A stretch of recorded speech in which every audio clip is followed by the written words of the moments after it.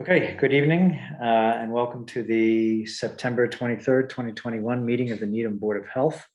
I'm Rob Partridge, Board Chair. This open meeting of the Board of Health is being conducted in person and remotely per the Governor's Executive Order of March 12th, 2020 and amended on June 15th, 2021 due to the COVID-19 pandemic. The materials for this meeting have been circulated previously and are available on the town website. This meeting is being recorded and public access is available. I'll introduce each board member and each participant on the meeting agenda. Please respond by saying yes when your name is called. Steve Epstein? Yes. Kathleen Brown? Yes. Ed Cosgrove? Yes. Christina Matthews? Yes. And I'm going to call out Tim McDonald? Present. Yeah. Tara Gurge? Tiffany Zeich? Present. Diana Acosta? So one complication, Mr. Chair, one of the things we found when we promoted everyone to panelists last time, it made it very hard recording to see with all the screens. Okay. So with your permission, I was going to wait to promote people, staff members to speak. Sure. So it seems like we do have Dawn Stiller, Karen Shannon, Michael Leffen, and Tara already online. Okay, that sounds fine. All right, so we have a quorum, so we can begin the meeting. This is a long meeting, so to keep us on time, I'm gonna ask for a timekeeper to please remind us when we've hit certain points at the end of each topic, so we know when it's time to move on. Kathleen, would you do that? Sure. Thank you. Okay, the first thing we're gonna cover is the review of the minutes. Starting with July 29th, and there was some late changes that came in. Just want to make sure that everybody was aware of that. Yeah, I think it was a fairly substantive change. I think there was one mistake, and it was at the bottom of page 2. The Boston store of CCR Naturals, and CCR Naturals will be here if the board wants to ask additional questions. The Boston store, which is slated to open in early 2022, will be a recreational store. The Needham store will be a medical store and it will remain a medical store. There's a general bylaw in Needham that does not allow recreational marijuana zoning. There's also state law and Cannabis Control Commission regulations that limit any company to one production or distribution facility and no more than 3 recreational and 3 medical sites. And there are places where medical and recreational can be co-located. And for CCR, those are Somerville location and its soon to be ready Watertown location. So it would be Needham would remain medical and Boston would be recreational. Okay. All right, thank you for that correction. Does anybody have any corrections or comments they'd like to make on the meeting minutes of the 29th? Just the medicals got 2 hours, but other than that, yeah. All right. Move approval as amended. Second. Okay, all in favor? Aye. Aye. Yes. All right, and moving on to the minutes of August 12th. I only had, oh, actually on the first, I'm sorry about the first one. I did have a question on July 29th. We mentioned the STOP grant. Yes. Should we include the amount? I believe it was $50,000. Sure. I just thought it'd be good to add. Okay, and moving on to the 12th, then the only typo I saw was that I appear twice as members. But other than that, I did not see anything that needed changes. Other board members? Okay, so motion to approve the amended July 29th and August 12th. Yes. So moved. Okay, all in favor? Aye. Aye. Aye. Yes. Okay, and moving on to the minutes of August 17th.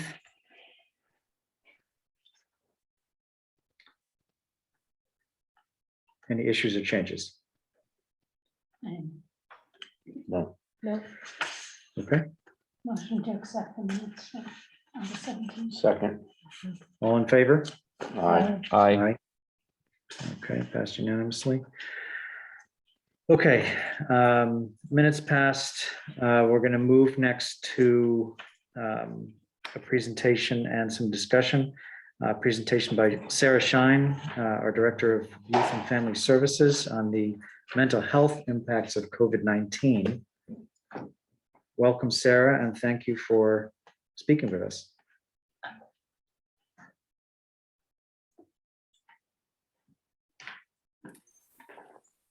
Hi, everyone. Hello. Hi Hi. there.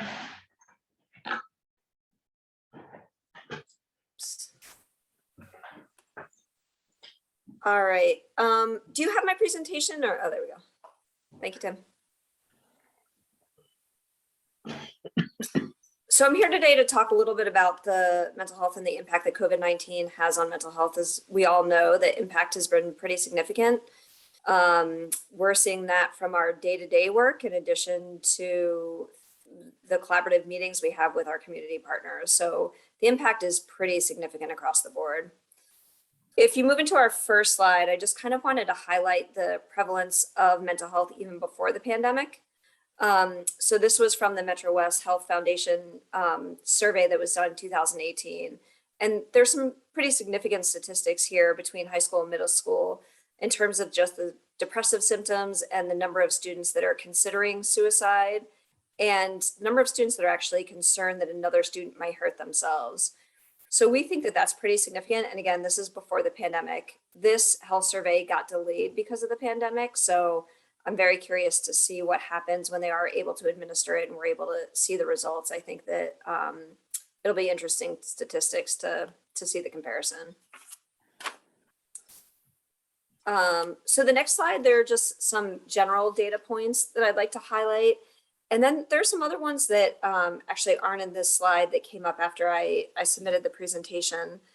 The proportion of children's mental health related ED visits in 2020 increased 24% compared to 2019. Suicidal ideation was 1.6 times more likely in 2020 compared to 2019 when the pandemic stressors were elevated. Suicide among 9 to 14-year-olds was up 150% in the recent 7 years. So you're, again, before the pandemic, you're already seeing a pretty significant increase in mental health. And 90% of youth suicides were untreated at the time of death.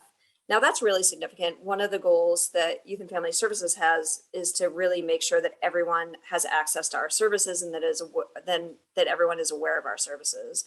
And so this statistic really highlights that and just the need for continuing treatment.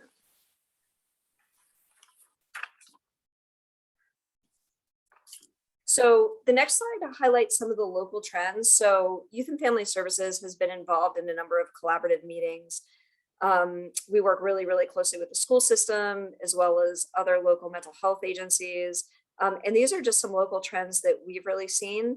The biggest one, as I'm sure most people are aware of, is the social impact that the pandemic has had on people. And what we found is actually that the students who have stayed remote have had the most significant anxiety. So even though that the risk to their health is less, you know, that social component is just so important for youth. And that we're really seeing significant needs in those students that were more remote than the ones that came back hybrid. They've had a loss of social connections, extracurricular activities and supports are gone. So if you think about when we talk about resilience and what helps build resilience, being involved in extracurricular activities is one of the things that really is important for youth. And when that was lost for that amount of time, it just has significant lasting effects.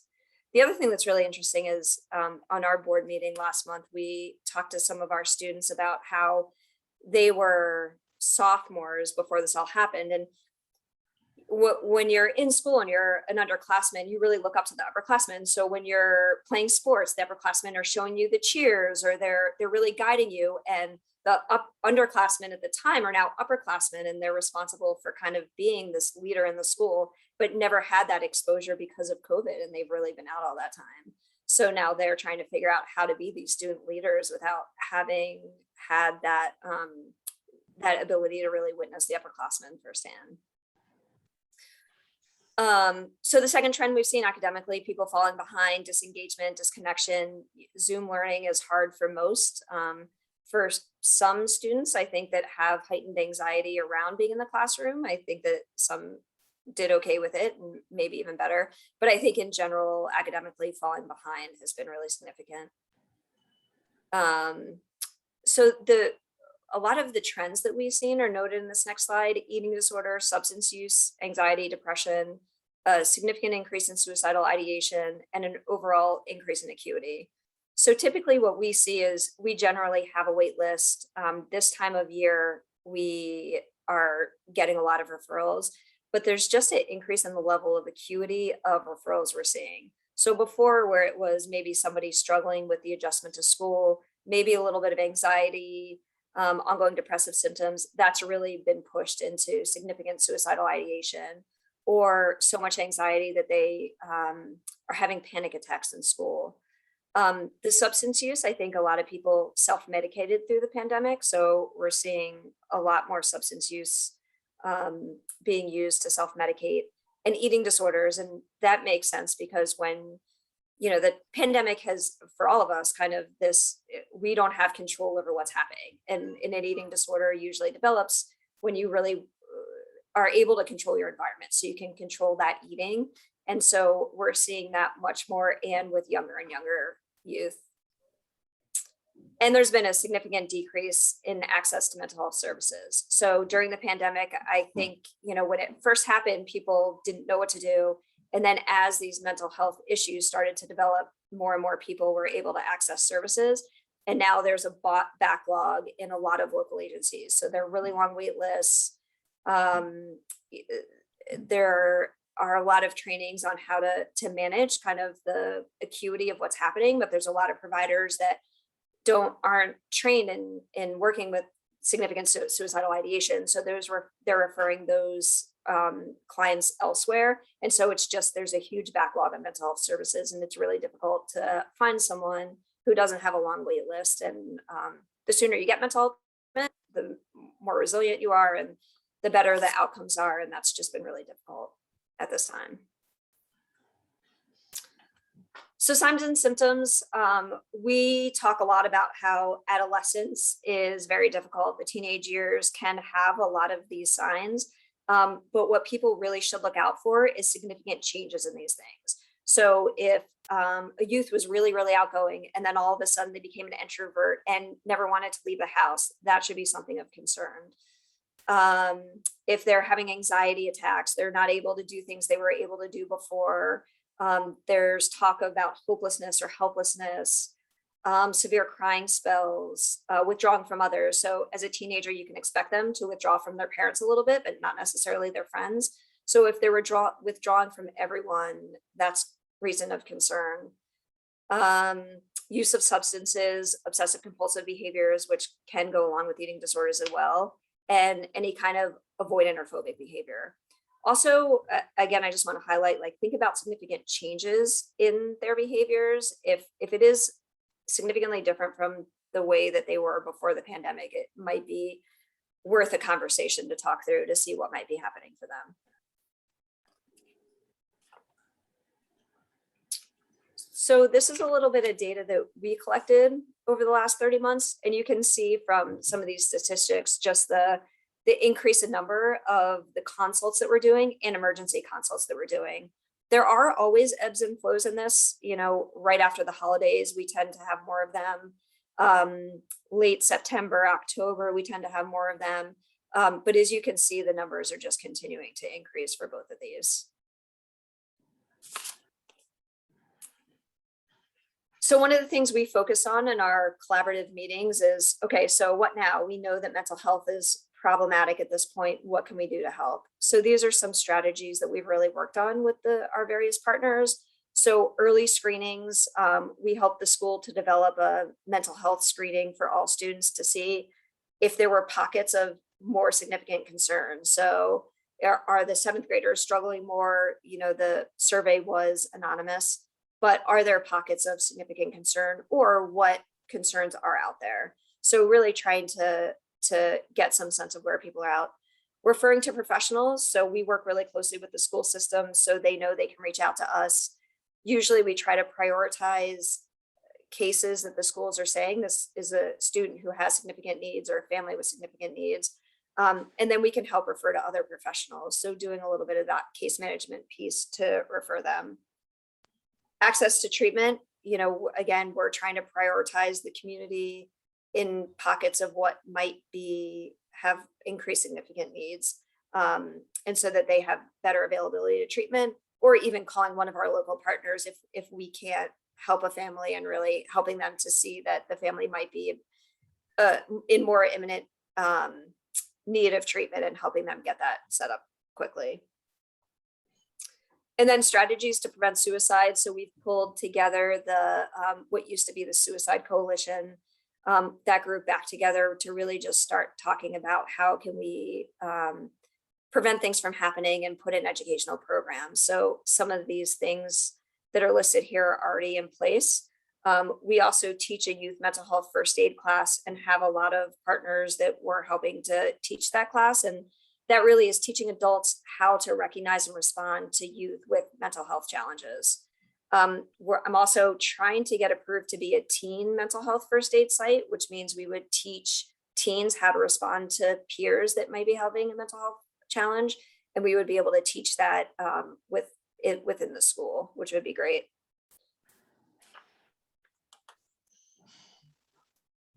And here just are a couple additional towns and supports that are currently in place, and we're trying to expand this. The Talk About It campaign was a campaign where if a student was concerned about one of their peers, it was a way that they could report that to guidance so that the student could be checked in on. There's increased mental health supports in the school and additional staff that they've hired. We've also been working really collaboratively with the school and with Riverside Trauma Center on other things we can do just to assure that youth are feeling like their mental health needs are being met. Increased time allotted for crisis management. We also, as Youth and Family Services, typically deal with youth and their families. And at the beginning of the pandemic had kind of opened that up to anyone who has significant needs can call us, and we can at least help connect them to appropriate mental health professionals that can kind of help them through whatever crisis that they're in. And we've had a significant increase in youth mental health first aid trainings with school staff and community members. And really that's just an effort to try to recognize mental health and be able to manage that in a way that's helpful for the youth. And that's it. Any questions about anything?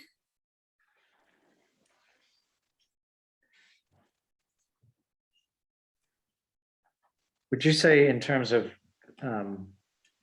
focusing resources, do you feel that we're able to identify these young people who are having mental health issues, and the problem is access to treatment, the biggest problem, or do you think we're identifying them late or not at all? I think both. I think that there are some students that we are able to recognize. I mean, I think one of the most difficult things is the people who usually recognize mental health challenges the quickest are teachers, coaches, people that are around the kids the most, sometimes parents. And when the pandemic happened and people were remote learning and not doing sports, I think it went very much unrecognized. So now there's a little bit of a backlog of us trying to scramble and figure out who these students are that might need more help. I think with masks on too, and just everything that goes along with the pandemic, it's harder to recognize. So I think we're making efforts, and we have been able to recognize a huge number of students that might need it. I'm definitely not all of them. And I think there are some that are flying under the radar that are harder to recognize.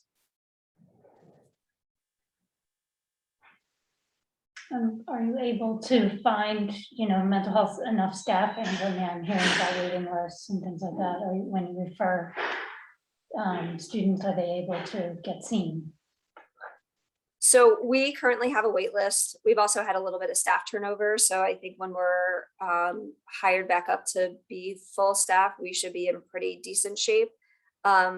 I think that there are some families though that haven't been able to access mental health care quickly enough, just because there is a backlog. And again, that's why we really try to prioritize, there are, and I, when parents or guidance counselors call me and make referrals, we try to have that conversation about what their level of need is and really trying to help prioritize the ones that might be a little bit more acute or more significant. Or can we do a piece of short-term work that can stabilize them in the immediate, and then, maybe we can connect them to longer-term treatment down the road. Sarah, are we doing anything to kind of, I'm just looking at this high school stat, 32% of students found life to be very stressful in the past 30 days. And I'm thinking, prior to these kids presenting to you, are we doing anything, stress reduction strategies? What, as a community, what is happening, if anything, right now? I know, yeah.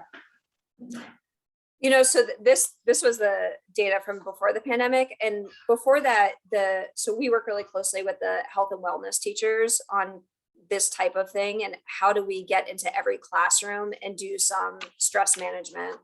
I think one of the things about Needham is that it's academically very successful, and I think peers bring on more stress to other peers just based on that academic achievement.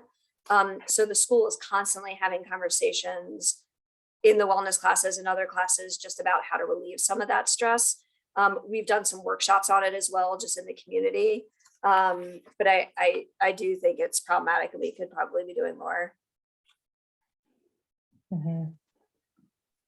Yeah, I think that's something, in the future that we really need to think about. I think it's interesting that you say that it's coaches and teachers who are, recognizing these issues, maybe more so than parents. Is that right? That people find you and these services, the people who do present to you are identified through school or sports related activities? It's a lot to school, and it is some parents too, don't get me wrong, but I think that sometimes teenagers, they spend less time with their families or won't open up, have a harder time opening up to their families. And so a lot of times it's the guidance staff or the coaches that get snippets of what's happening and then make the referral. But we do get a ton of calls from parents as well. So it really is both. But if you break that up, I would say it's probably about 50-50 on people who call us between parents and guidance staff and or schools. So if 50% of those students weren't really being recognized during the pandemic as well, it leaves a huge chunk of the population that hasn't really been treated. Mm-hmm. So do you not get many students that are identified by friends who are concerned? So those typically go to guidance first, and then guidance reaches out to us. So yes, we do, but it kind of filters to guidance first. Mm-hmm. And as because you are currently hiring staff, is that right? We are, yeah. Have you hired anyone since the others have left? Hopefully that is going to be finalized next week. Okay, and so you're replacing 2 positions that were already there. Correct. And it and Tim, you might know, I'm curious if we're kind of building this department at all. Are we adding staff or resources to this group? So at the same time that I submitted a memo to the town administration, to the assistant town manager and the town manager about the public health needs for the pandemic, Mm-hmm. I got feedback from Sarah as the director of youth and family services and from Latanya as the director of aging services on needs that they felt their divisions had, particularly in light of the challenges of COVID. Mm-hmm. For Sarah, that included a temporary addition of potentially a full-time staff person. That included the possibility of contracts with outside experts that had specialties in some of the areas she mentioned, like eating disorders and substance misuse. And it also included, and I think the most fun one is the, Sarah, do I say it right? The snozzling room? Snoozling room. Snoozling room, okay. You can explain that better than I. The snoozling room is a therapeutic space that allows for sensory integration. So oftentimes it actually can be used with any age. Some youth with autism can use it and be really successful. Older adults with dementia have used it. But really the idea is it decreases anxiety and allows for processing of whatever might be happening. So it's a very calming space that integrates sensory integration with the therapeutic service and kind of is cutting edge of therapeutic, the therapeutic work and really can bring it to another level. So as I understand it, the select board is going to be talking about those requests from Health and Human Services, specifically related to the impact on youth and families and the impact on seniors at their meeting on Tuesday. So I'm hopeful that they will support some or all of those requests for additional resources. We do know that Recovery Act money is not permanent, but it is a significant influx of money, and it could help us sort of achieve a critical mass of resources to help address the spike in need that Sarah identified. And my hope is with that 2-year position, that'll get us through hopefully, the majority of the pandemic and a little bit of the aftermath.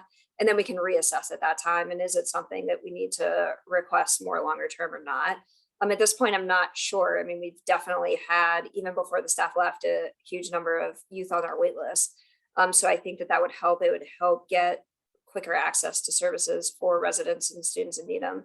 But is that necessary longer term? I'm not so sure. I can't imagine it's not, because I think this is going to have trickle down effects, but the 2-year position will get us to that point where we can really assess it.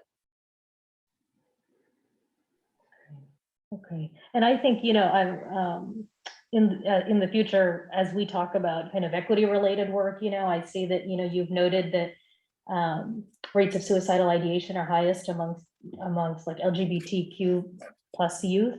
And so I think that'll be another group that we will need to consider. And, just this week, there was a big article in the Wall Street Journal that came out of, particularly about social media and its impact on girls. And so that's another area I think we'll need to be thinking more about in the future. There's also huge racial inequities and mental health disparities and barriers to care that are there that we're really trying to address as well. There are other articles that I've recently read that only 1 in 3 African Americans who need mental health care receive it. And there was for children ages 5 to 12, African American males are dying by suicide at higher rates than any other racial or ethnic group. So some of these really significant statistics in terms of the impact on various racial groups is pretty significant. So how can we impact that and target various communities to get them the support that they might need?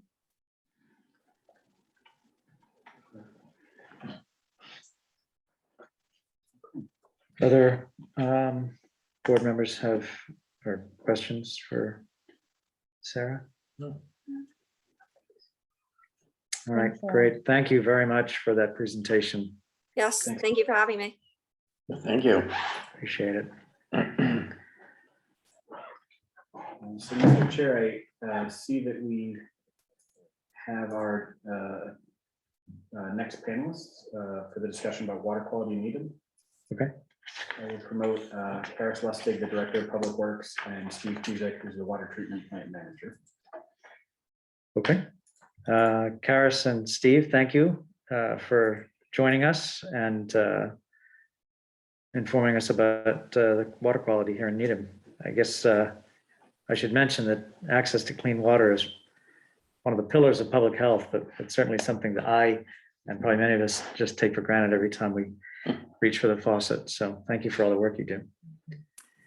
Thank you. Thank you, Thank Mr. you. Chair. I want to thank both you and Tim McDonald for inviting Steve and myself here tonight to talk about the process that we go through in the town of Needham, in the Department of Public Works, in the Water Division, to make sure that the residents of Needham have clean and safe drinking water. So I'm going to provide tonight a very brief overview of the process that we go through in the town as far as obtaining, treating, and distributing water to people's homes.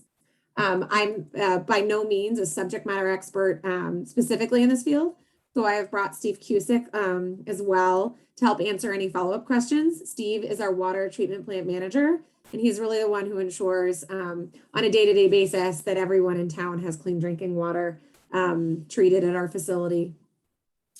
Would you go to the next slide? So in the town of Needham, we have two sources of water.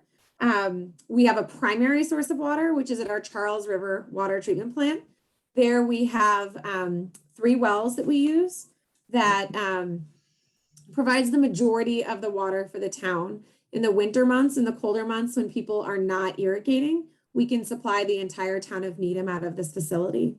Right now, we are under a Water Management Act registration, which is capped at 2.63 million gallons per day. We had, in prior years, we were under a permit with the DEP, which gave us a slightly higher volume that we could withdraw from this plant. But it did require that the town engage in a mandatory water restriction in the summer. And in order to avoid having to go to a mandatory restriction, the town actually opted out of this permit and went to its registered volume. When we pull water from the wells at the water treatment plant, we do all of our treatment on site at that plant, and then it goes into our distribution system. As I mentioned, we're able to supply, when all of our wells are functioning, the entire town of Needham for their water needs. What we aren't able to do is account for the summer utilization of water. And so for that, we actually use the MWRA's resources. We also use MWRA when we have an issue with our well or we're doing preventative maintenance on our well. And it's a really excellent tool to have to make sure that Needham has a consistent amount of water coming in. So we don't need to go into any restrictions based on our ability to provide water. Sorry, would you mind just going back one slide? Thanks. I just wanted to mention that the difference is our wells pull from an underground aquifer. The MWRA comes from a surface water source at the Quabbin Reservoir. And that water comes through a system to Marlboro, where it's treated at the John J. Carroll Water Treatment Plant. Then it comes into the Needham already treated. So at the Charles River Water Treatment Plant, we have a process that we go through with filtration and treatment in order to make sure that we provide potable water to the town. Not going to read through all the names because I will butcher them of the chemicals and additives that we treat our water with, but they all sort of have various functions of making sure that our water is chlorinated and disinfected, and then also sort of removing impurities or controlling the pH of the water that we have. Needham has also opted to be a fluoride community, so we do add fluoride at the water treatment plant. And we've also invested in an upgraded filter system at the water treatment plant that helps to additionally remove further impurities. We go through a process, and Steve will have to correct me if I'm wrong, I believe it's 1 every 3 years, where we redevelop our wells to make sure that we're maximizing the amount of output that each well is able to pull. Yeah, that's correct. That's correct.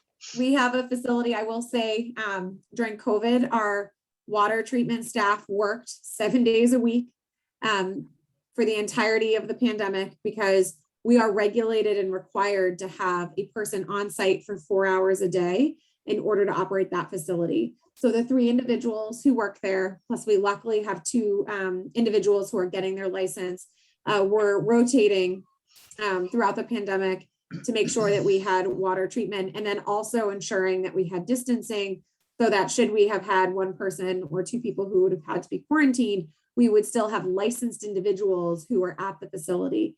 You do have to be licensed in order to qualify as being able to operate the facility.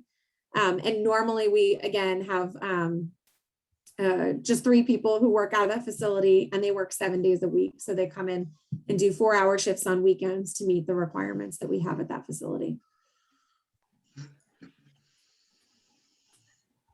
We also have a management system that controls our pumps, filters, chemical feed pumps, and provides oversight for both our treatment facilities at the St. Mary's and the Charles River Water Treatment.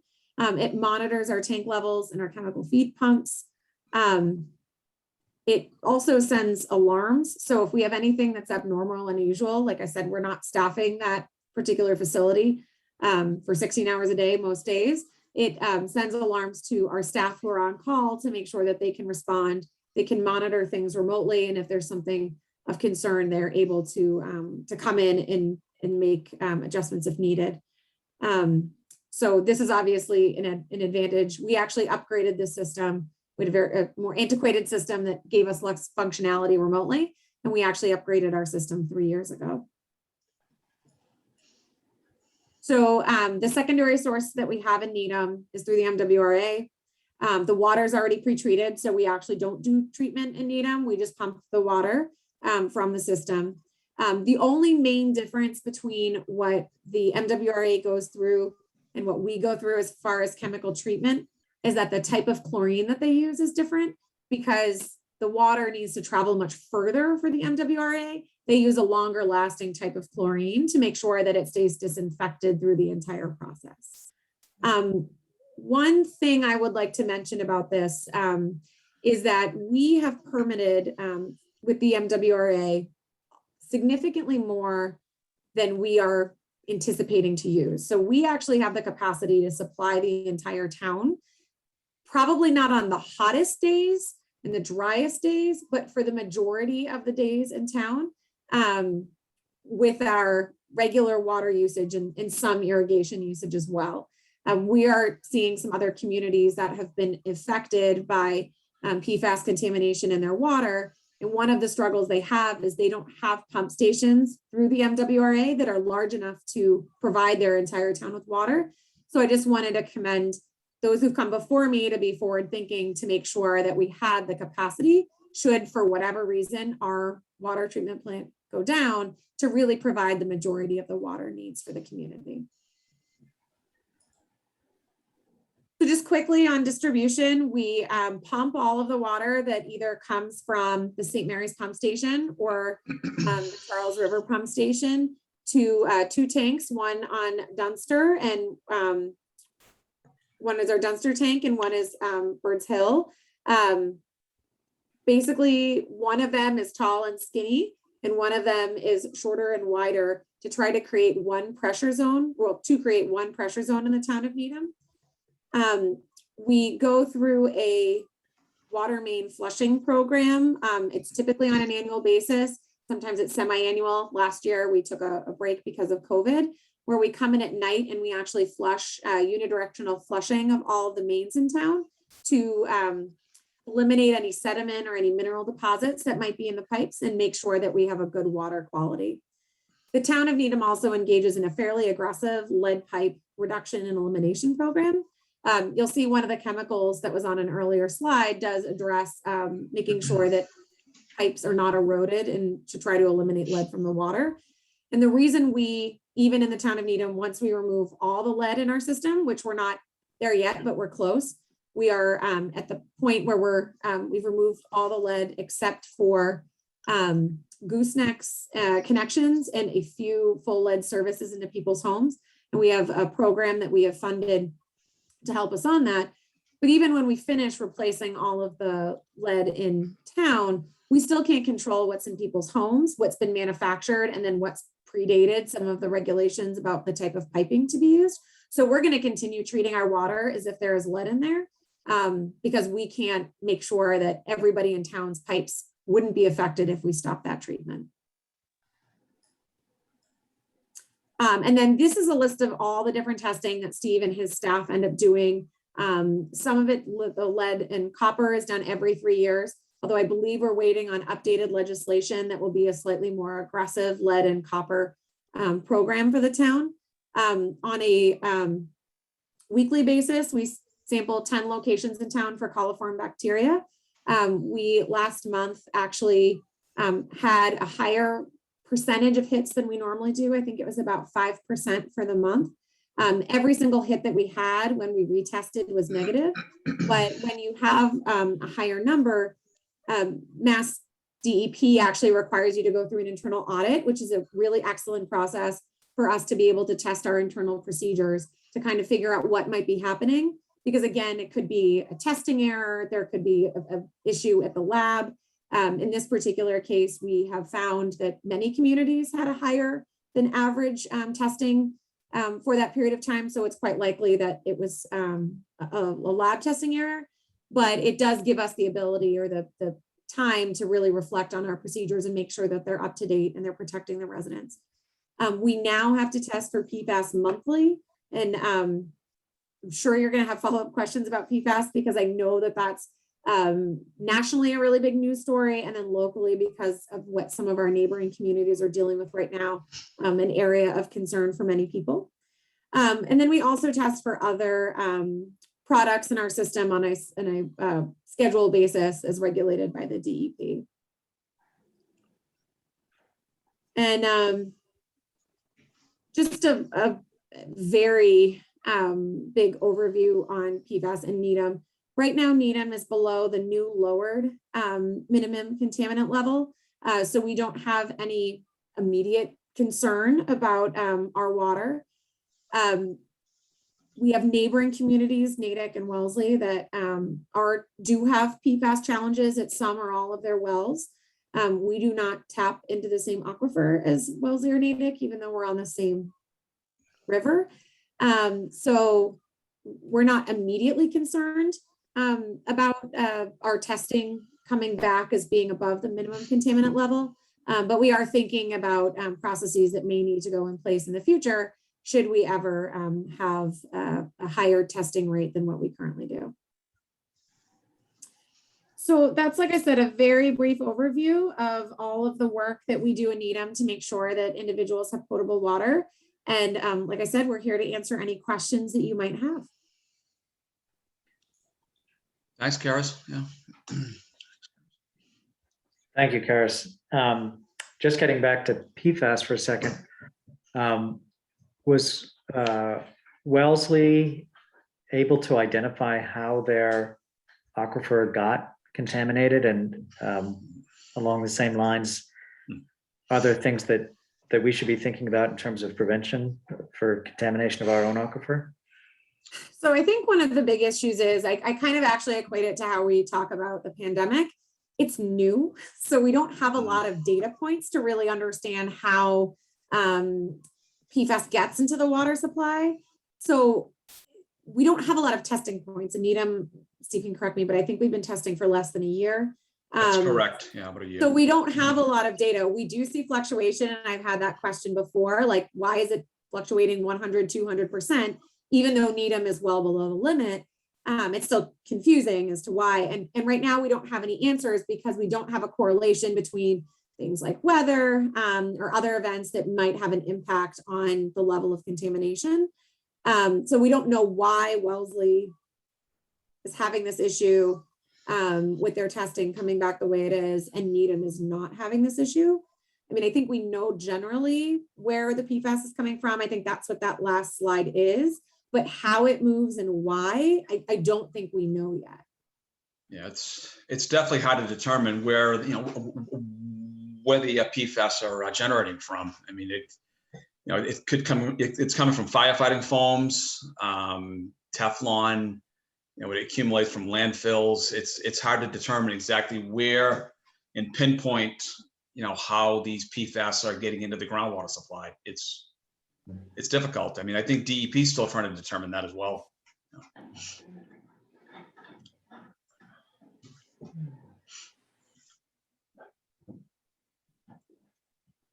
I had a question about climate change and whether you're aware of any studies in Needham or in the metropolitan area about how climate change might affect our water supplies in terms of, people obviously worry about out west not having enough when things dry out. But I guess you could have problems if you even have too much, like your aquifers and other sources could get contaminated if you have too much. And I just wondered if there was anything known about potential climate change impact for Needham in our area. I don't believe there is. I mean, as it rains and as the precipitation comes down, it does recharge our wells. I mean, right now, I mean, our well levels are it's pretty high. I mean, and the whole water table is extremely high as well. And those levels are monitored weekly. You know, we do monitor those levels, and yeah, climate change. Yeah, I don't think there's really been any studies on that yet, to be honest with you. So I think there's like, I'll say a relatively high degree of confidence. I guess water supply, there's less concern than other elements that we deal with in public works when it comes to climate change. I think the biggest concern I've heard is related to drought conditions as opposed to, so not enough water as opposed to too much water. We did have a drought. Last year we were in drought. We were actually in drought earlier this year before we ended up getting that extremely rainy July. So I think there has been a concern. One thing we have, I guess, an advantage of because we have multiple sources of water is that we have the ability to draw on another source that has a greater capacity. So I think diversifying our water supply has some major advantages. But generally speaking, I think in the water industry in this area, they feel fairly confident about how they can supply water moving forward. I do know there's conversations about when the communities are in drought, what does outdoor watering look like? And that's sort of been a conversation that's happening right now with the DEP as they decide if they want to enforce a more rigorous drought restriction when we are in drought conditions. But I think I'm not sure if it mentioned this, I know it's on a slide, but the Charles River, we pull from the aquifer as opposed to the river level. So it does provide us, it's called a little insulation from immediate fluctuations of the river level. That does give us a bit of an advantage. So because we have both an aquifer and surface water coming from a different part of the state, it does give us a little more resiliency than we would have if we just had one of those two sources.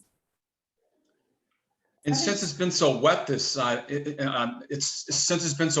year, I mean, our water usage compared to last year has been extremely lower. I mean, approximately, I'd say 50 to 60 million gallons over the course of the calendar year. It's been a lot lower. And that's between both the Charles River treatment plant and the MWRA water usage.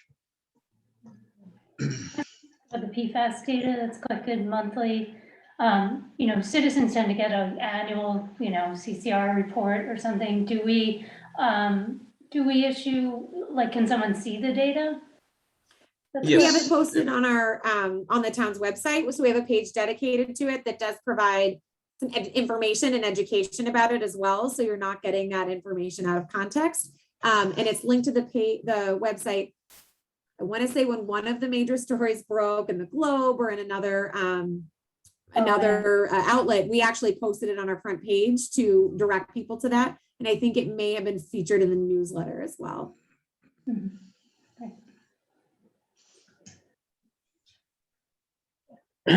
Board members have other questions? All right, great. Karis and Steve, thank you so much for the presentation and informing us, and we really appreciate what you do every day. Thank you very much. Oh, thank you. Absolutely. Thank you very much. Thank you. Okay. Moving on. The next item up is the update on the Pesticide Use Production project. We have Ali Littlefield, who I believe is going to speak about this. Is that right, Tim? And we also have a member of the community that will speak for 5 minutes about her experiences and knowledge on this topic. Yes, that's correct.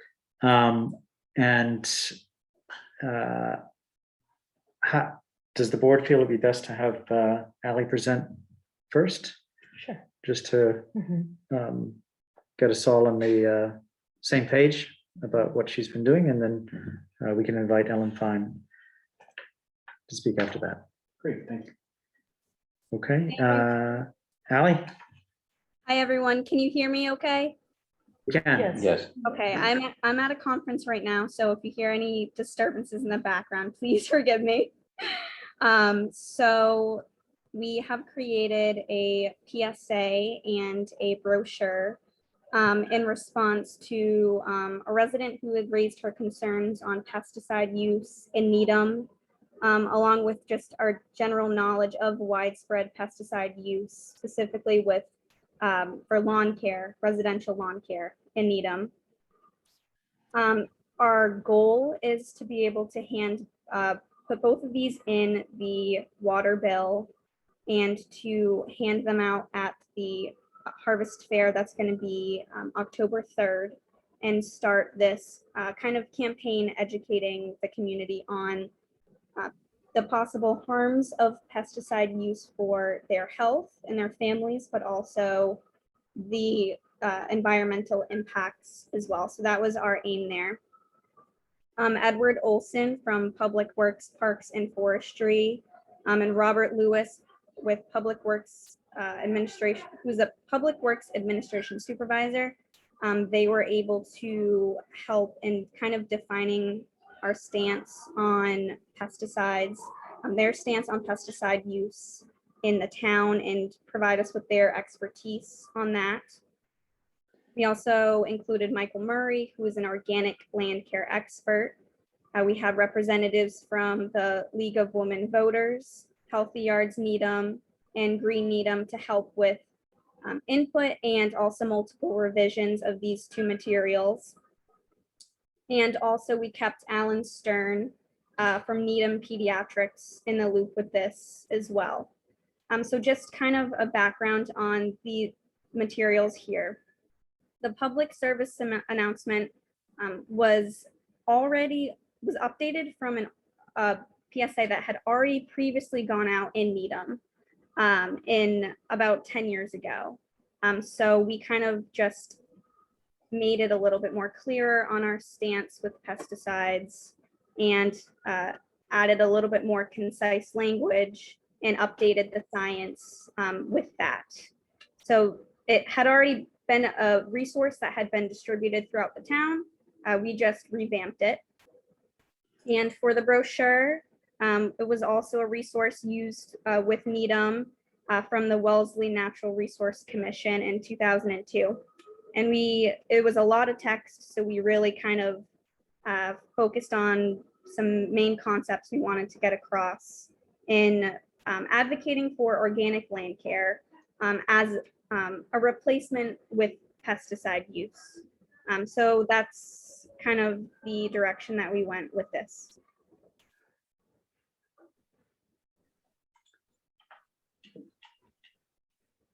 Any questions or comments?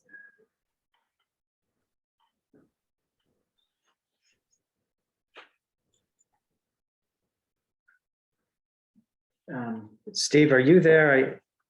I know that you may have had some comments. Steve did send some comments in. It doesn't look like looks like we lost his signal. Okay. I do think that, in an issue like this, there's certainly a variety of opinions. I think one of the things we're trying to figure out is how to navigate between sort of a variety of community opinions and to come up with what sort of makes sense generally.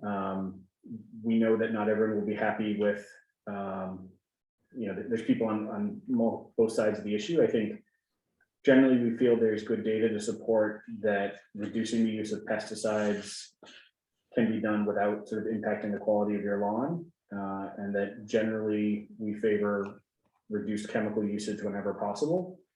I think the extent to which we emphasize those statements is probably part of the discussion. And I know that Ms. Stein, who submitted some emails earlier today and who's going to talk to the board, has strong feelings on that topic. But we really appreciate the work that Ally did working with, Tara, Diana, and as she mentioned, some of the other folks in town, including staff from our DPW and our Parks and Forestry division. Yes, thank you, Ally. And I would love to see the old version as well, just to compare the old document versus the new one and just see the changes. Sure. As we work on this. And does anybody on the board have any comments before we invite Ms. Fine? I would just say I'd like to have references for all of these health impacts and make sure that they're based on population studies and not just tox studies and of rats and all that kind of thing. So we're saying this affects children. I want to make sure that that's actually been shown. Okay. And in our one thing, we use the phrase toxin, which isn't actually accurate. It should, yeah, I would just make it, if you want to make it chemical or toxicant is actually the proper term, but toxin is something that's naturally occurring, and it just sounds like we're don't understand what we're talking about. Okay. So that would be my only suggestion. So go ahead. I wanted to make one other comment too, and I think this is one of Steve's comments, and I agreed that, it looks like we have listed organic lawn services that are available, and we have some that are listed. But I think that we should probably not be listing particular places. I think we should give people resources about where they can do some research and choose if they wanted to go for an organic lawn service, rather than make it appear that we're recommending one particular agency over another. Yeah, I agree with that. We shouldn't be recommending.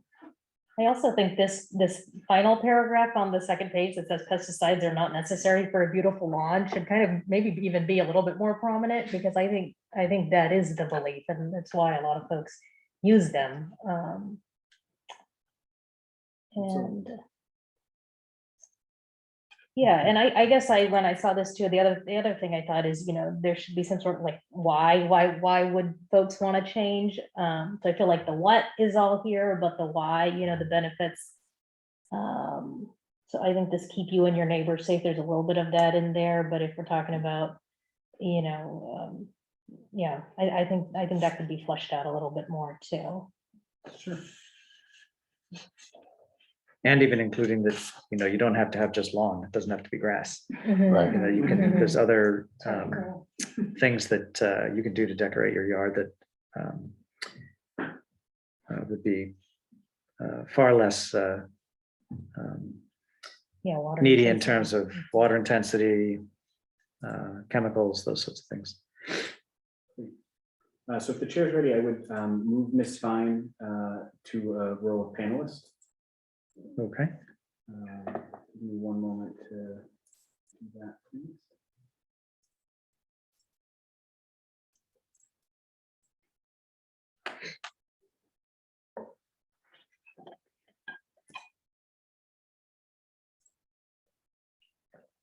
There we go. I think we have Ms. Fine.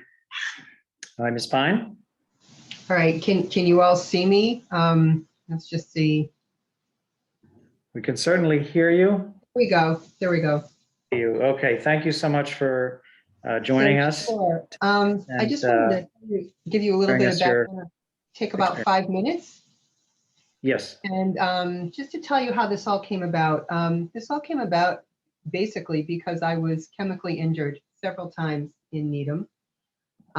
We call them pesticide poisonings. And annually, this actually happens to about 80 to 100,000 people who actually report to a poison control center that they were poisoned by pesticides. That's the immediate initial, got sick, got hives, couldn't breathe, chemical pneumonia, which I had, tachycardia, blurry vision, or, those kinds of things, the neurological, right in the immediate kinds of things that happen. Of course, the other kinds of things that happen with pesticides are long-term illnesses, things like Parkinson's, a variety of cancers, brain tumors, long-term neurological reproductive problems, negative reproductive outcomes, things like that. One of the best sources of places that you can go to read about this is Beyond Pesticides. Beyond Pesticides lists, well, probably thousands, but certainly hundreds of studies that you can go to, and right up to the minute, every day they have a blog about information about that.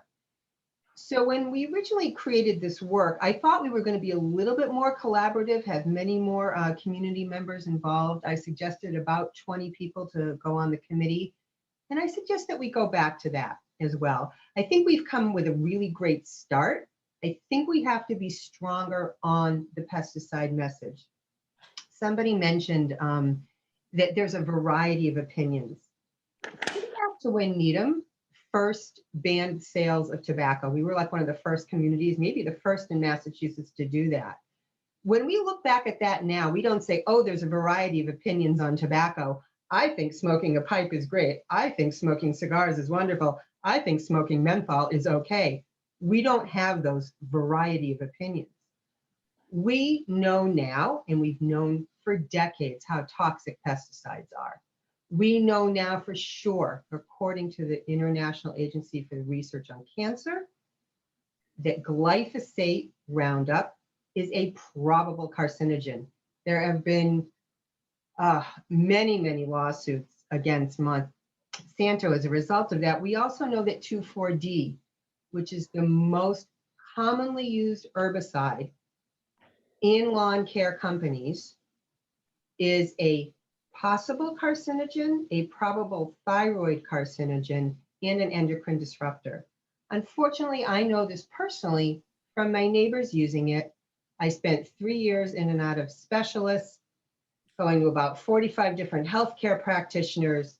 I still see somebody for my breathing difficulty, all kinds of, they thought I had thyroid cancer. So these things can be very serious. And they most affect children. Children's brains are developing, their lungs are still developing for years, and certainly their hormonal systems are developing. So with those kinds of things in order, this is the kind of letter that I think that we could be even stronger about, that the Board of Health writes about. But before we ask you all to write this in the health department to really strengthen this letter, I think a series of presentations would be really helpful. I think presentations for like people from Phil Landrigan, who happens to be the man, one of two people who really was the one who figured out that lead poisoning was coming from paint and things like that. And that was causing problems for developing brains and neurological systems of children. He happens to be right over at BC. And we've been in contact over the years. And I think he would probably be willing to present.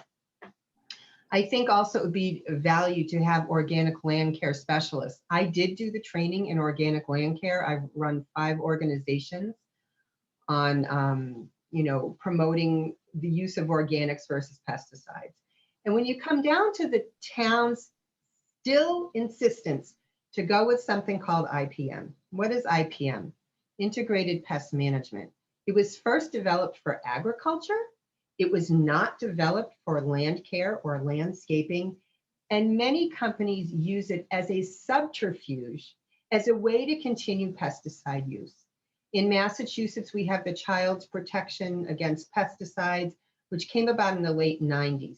Because we went with IPM, for 2 decades now, many school districts, parks, and public spaces have been exposing children to unnecessary exposures of pesticides as a result of this IPM program. I think Needham can do better.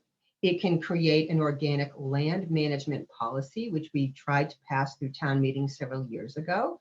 Several other communities have done this. Marblehead, I believe Wellesley, I believe Concord, and several communities on the Cape.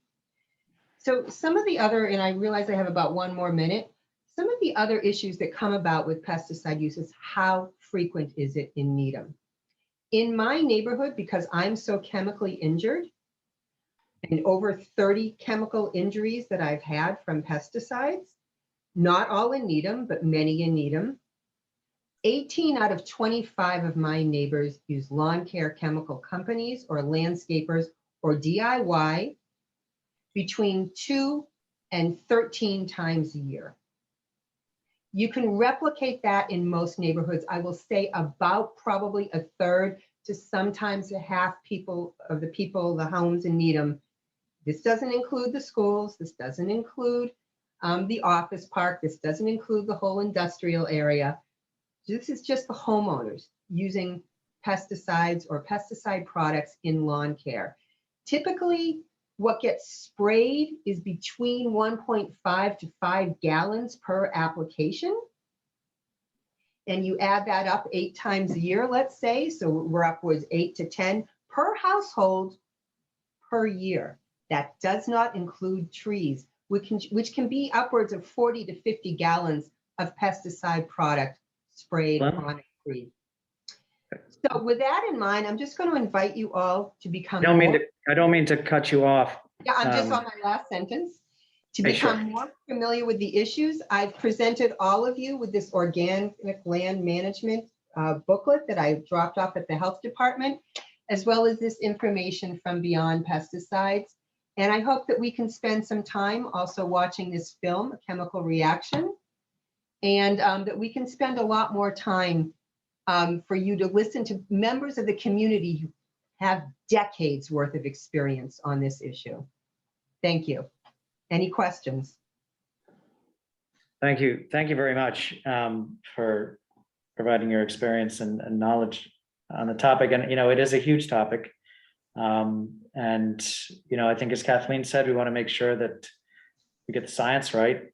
And I agree that, we should definitely get some references on what's been written. And this is, this is an initial document. And our role is obviously to go over the science and to also speak with the community and other experts on understanding the threats and educate the public. So thank you. I really appreciate you taking the time to speak with us. And do any board members have any questions for Ellen? We're kind of over, so we need to move on to the next topic. Okay. So, All right. Thank you again. I look forward to work. Oops, I apologize. okay.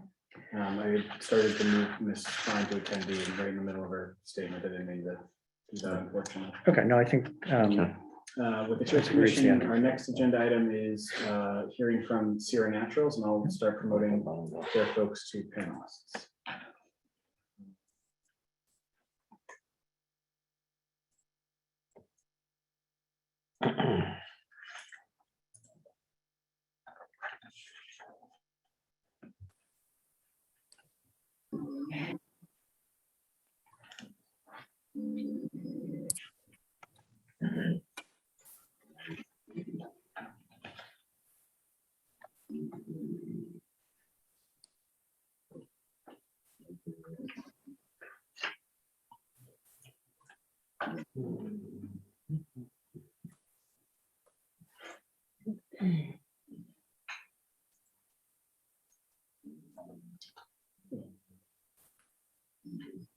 okay. Yeah.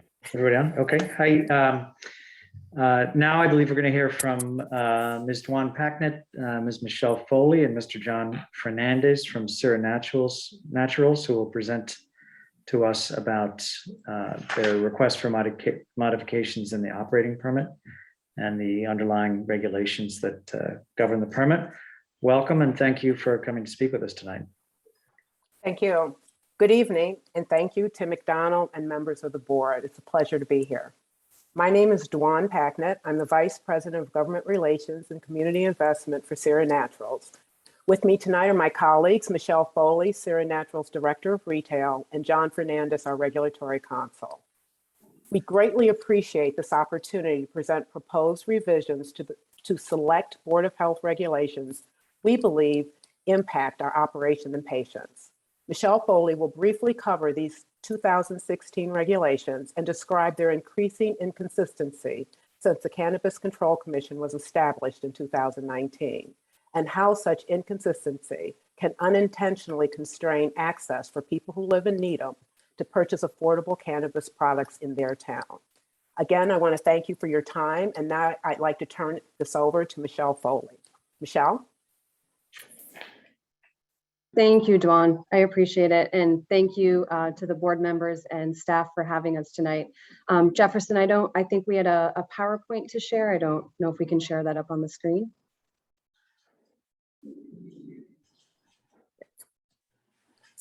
Great, thank you. Can you all see that? Is that okay? Yeah, we can see it. Great, thanks. Great. So if you haven't seen the inside of our store before, I wanted to put up these two slides to give you a sense of the interior of our location, as well as the overall environment that we have created. If you've never been inside of a cannabis dispensary before, I think you will be pleasantly surprised at what you see and the way we safely conduct business here in Needham. We really want to convey the professional nature of our industry. And as you can see in the pictures, our building is inconspicuous and professional. We're proud to report that we've received impeccable Board of Health inspections throughout our time in Needham, and we have not been a disruption to the community. Slide 4, please. It's been a while since CCR opened in Needham in February of 2018, and it's been even longer since we've been before all of you. And I can say without hesitation that in that time, the cannabis industry is nearly unrecognizable from what it was when we opened our doors.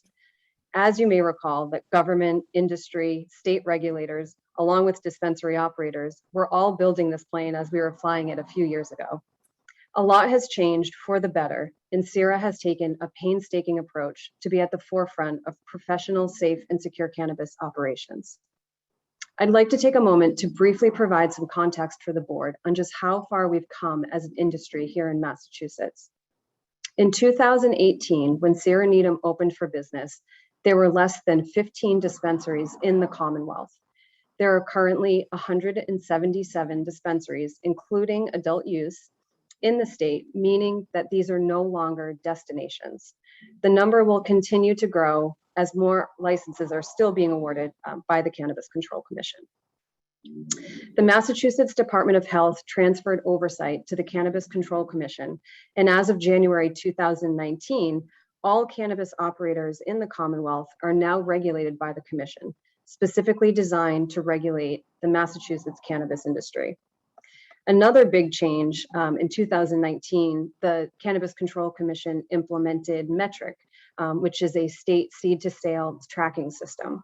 This allows them 100% visibility into all of the product grown, produced, transferred, and sold in the state of Massachusetts.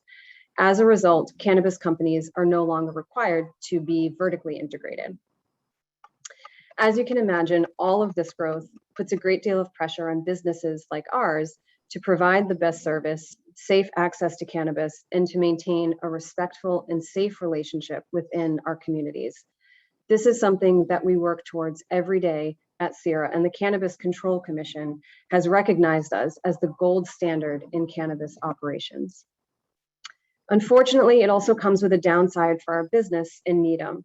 At the time we opened, the limits of the initial DPH regulations caused a number of local regulations to be put in place that no longer align with the strict regulations of the CCC.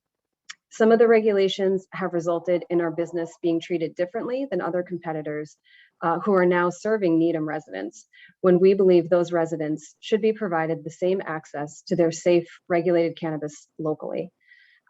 Tonight, we're requesting an opportunity to initiate a process to change some of the current Board of Health regulations and to bring them into alignment with the CCC regulations and allow us to serve our patient community equally to our neighboring medical dispensaries. Our first suggested revision is to respectfully request a reconsideration of section 20.5.2 in its entirety, given its redundancy with the extensive review of labels and packaging conducted by the CCC. Our labels and packaging are strictly regulated by them, and they keep all of our labels in a database. The CCC also physically inspects our facilities to ensure that all packaging and label meets their strict requirements. We would like the opportunity to work with the board and your staff on this section of the local regulations, given the extensive revisions that have occurred in the state regulations since we opened, and the expertise the CCC has gone through to adhere to national best practices and in-depth industry research. At a minimum, we would like Article 20 to reflect and align with current CCC regulations and look forward to collaborating with you on potential changes. Secondly, we would like to request to remove section 20.6.5 B and C of the Board of Health regulations so that our patients may be eligible for discounts at our location. Just like any retail location, cost-conscious patients those living on a fixed income expect an opportunity to take advantage of discounts similar to those provided by every medical dispensary in the Commonwealth. We understand that during the initial approval of medical cannabis in Massachusetts, cities and towns were hesitant to attract large crowds to these facilities, and Sierra Naturals has never had that problem. Again, just with the sheer growth of the industry, dispensaries are no longer destinations, and we're no longer unique in Massachusetts. We're a retailer that competes with other retailers and with new dispensaries being approved by the CCC each month. Ultimately, the industry has matured, and we're seeing the consequences of being unable to provide discounts to our Needham patients. They are simply driving and going to other dispensaries nearby. For example, Garden Remedies in Newton, which is 6 miles away from the Sierra Naturals dispensary, offers promotions and discounts to their medical patients. They actually also added adult use as well to anyone over 21 plus without a medical card. Furthermore, our patients are not only medically vulnerable, but they may have relied on cannabis treatments for their chronic illnesses. We want to relieve some of the cost barriers and to provide them with safe, regulated cannabis products that are responsible alternatives to the underground, unregulated black market. And finally, we are aware that there are other provisions in Article 20 that are based on outdated regulations, and we do want to bring them into alignment with the current CCC regulations. We would love to work with you and the Board of Health staff to discuss and suggest other areas for your consideration. Thank you again so much for having us tonight, and we look forward to answering any questions that you may have.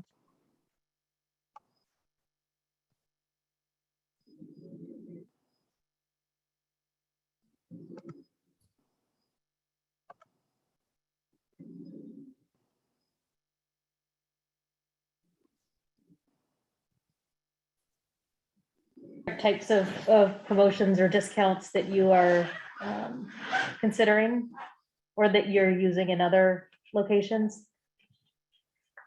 Yeah, I think, you know, some of the discounts that we're considering are senior discounts, veterans discounts.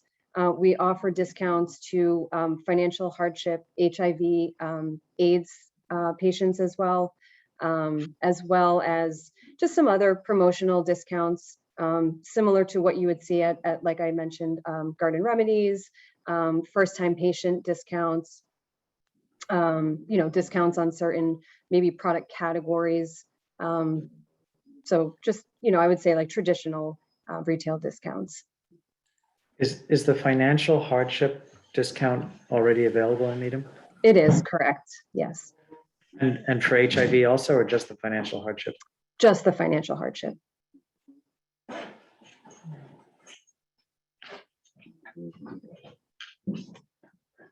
And the other facility described in Newton, the Garden Remedies. Okay. Yeah. With it. That is also a medical dispensary only?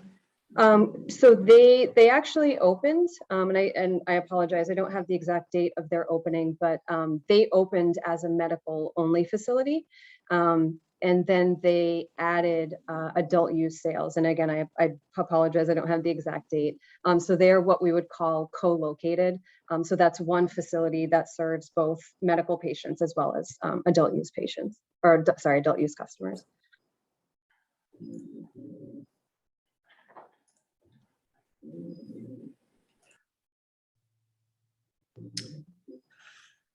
And with regard to the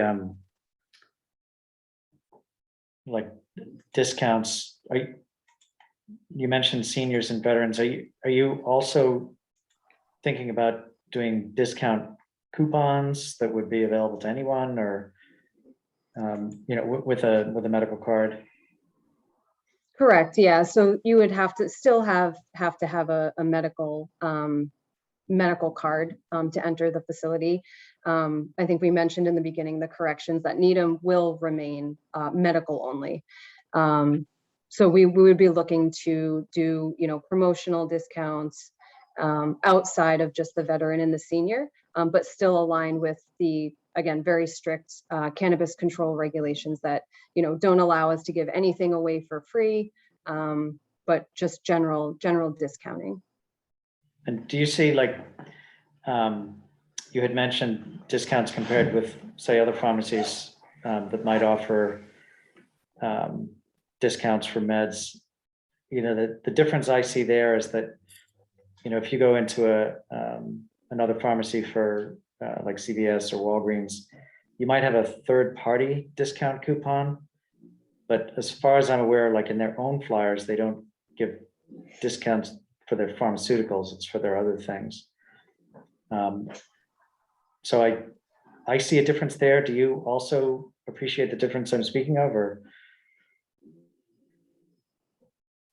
Yes, I can see the difference. I think the challenge is that, we're a, licensed cannabis retailer, and I understand the comparison. I definitely appreciate the comparison to a pharmacy. I think that what I really adhere to every day is, of course, Article 20, Board of Health regulations, but also, again, the very strict CCC regulations, which do allow for, discounting and sort of promotional activity. So I do appreciate that response. It's just something that, again, that we would like to offer to our patients, given the competition and given that it is allowed, by the Cannabis Control Commission.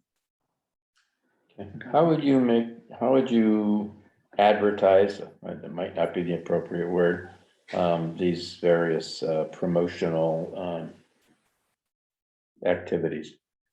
Yeah, so we have a newsletter that goes out to our patients. The only people that can receive that newsletter, you have to have a medical card, enter our facility. There are strict rules on who can sign up to receive that newsletter. They have to sign off that they, have a medical card. We have to enter all their information, including their medical card number, their name, their address, all their background information. That is then put into our system, and only those select group of patients can receive that newsletter. You're saying it's a very limited subset of the population. Correct. Yes. Mr. Chair, I just did want to know that Dr. Epstein is on the phone, but can, I believe, ask questions. Okay. Dr. Epstein, I just wanted to give you the opportunity to ask any questions, if you can hear me.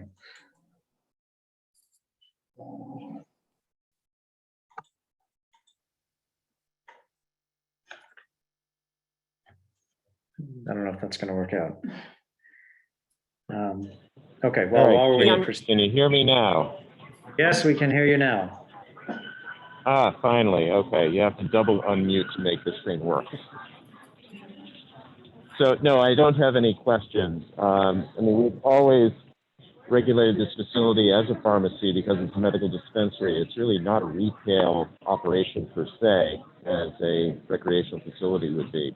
I think that's the justification for the regulations as they stand right now.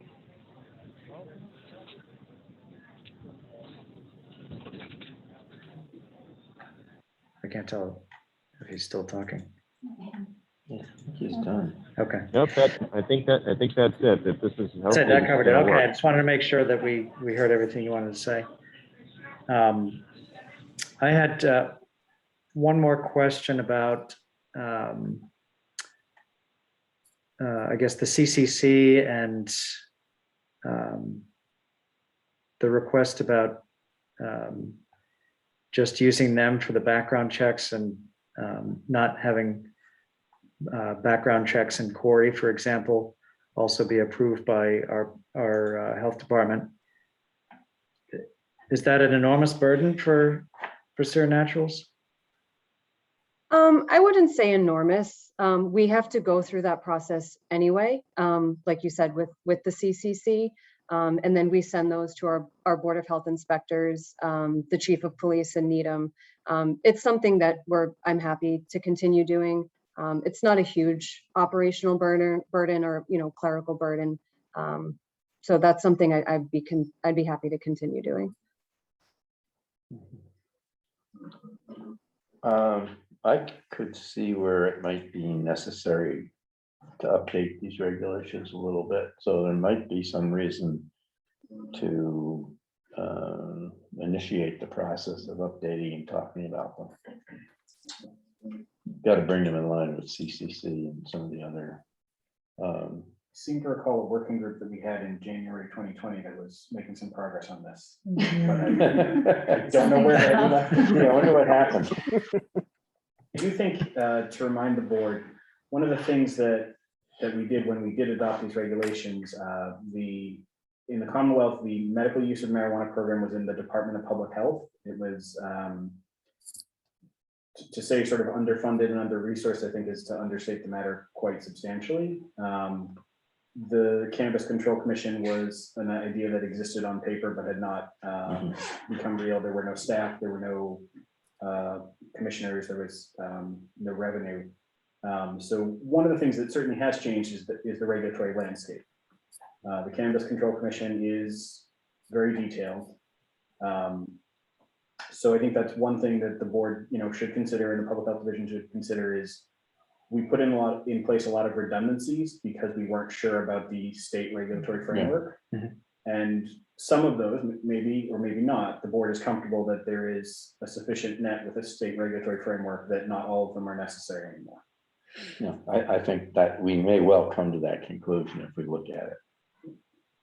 And I think this 20.5.2 seems to have a lot about edible product, kind of like a food inspection. That would still occur, right? You would still have like a normal Yeah, environmental health inspection to make sure things are stored at the right temperature and things like that. exactly. You know, I mean, sort let's of- face it, it's food. It's food, right? Well, Or, the okay. state regulations are clear that medical marijuana infused edible products are not food. Okay, In our regulations, we do specify some temperature control standards that we think are appropriate just to make sure there is no foodborne illness outbreak. It's a little bit of a weird distinction, but Are products made at this facility also? so Michelle, No, they are not. but Michelle, I think when we met previously, you talked about how CIRA, and you mentioned it in the slides, I think, the ability to sell from dispensary to dispensary has meant that there's been a change in sort of the market for both strains of cannabis and also infused products. Is that right? Correct, yes. And that was, again, that goes back to the metric software that was implemented by the CCC. So when we first opened, and I was part of the industry at that time, the CCC didn't exist. Again, like you said, underfunded, understaffed. There was no seed to sale tracking system. So the Cannabis Control Commission required all dispensaries to be vertically integrated. And what that meant was you had to grow, produce, package your own cannabis because there was no way for them to track, right? So if I'm a producer, I want to sell to another dispensary, they didn't allow that because there was no way for them to track that product and track all of the testing that also goes along with every product that's transferred. Now that the metric software, seed to sale software is implemented in the state, it allows the CCC not only visibility into all the product that is being grown and transferred between facilities, production to dispensaries. Also, along with all of that tracking comes all of the testing. So all of the testing is shared and tracked along with the product, and the CCC has visibility into that, which is why they now allow MTC to MTC or grower processors to transfer and sell products to independent retailers that didn't exist before. Okay. So should we reconvene the working group to review the regulations? I think that'd be a good idea. Certainly. This might be slightly unusual, Mr. Chair. We have a hearing that's supposed to start at 7:30. Yes.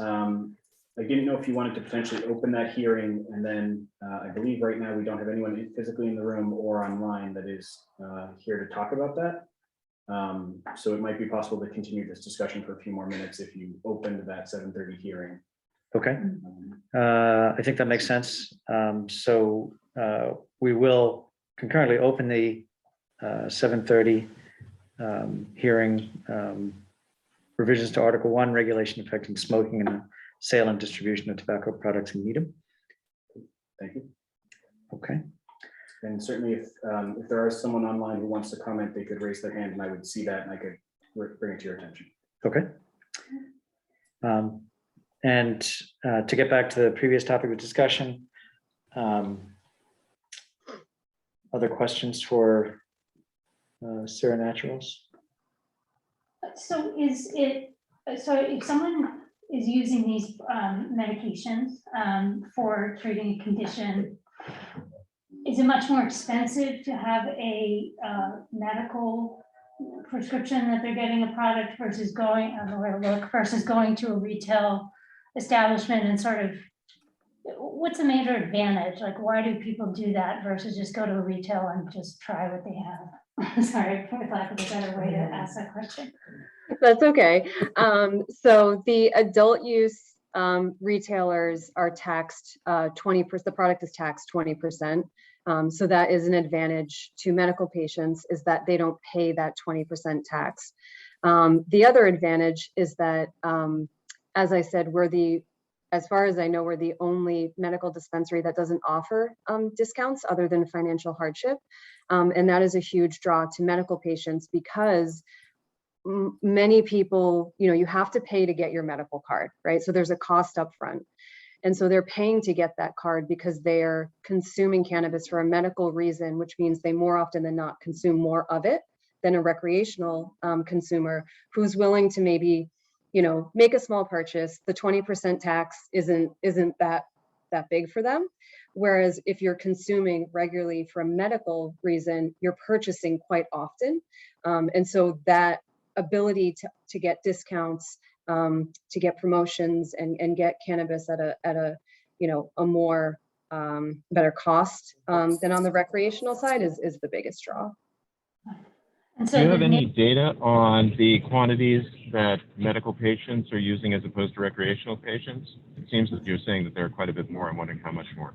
Yeah, that's a great question. I don't have an answer for it right now, but I would be happy to see if I can get data on that.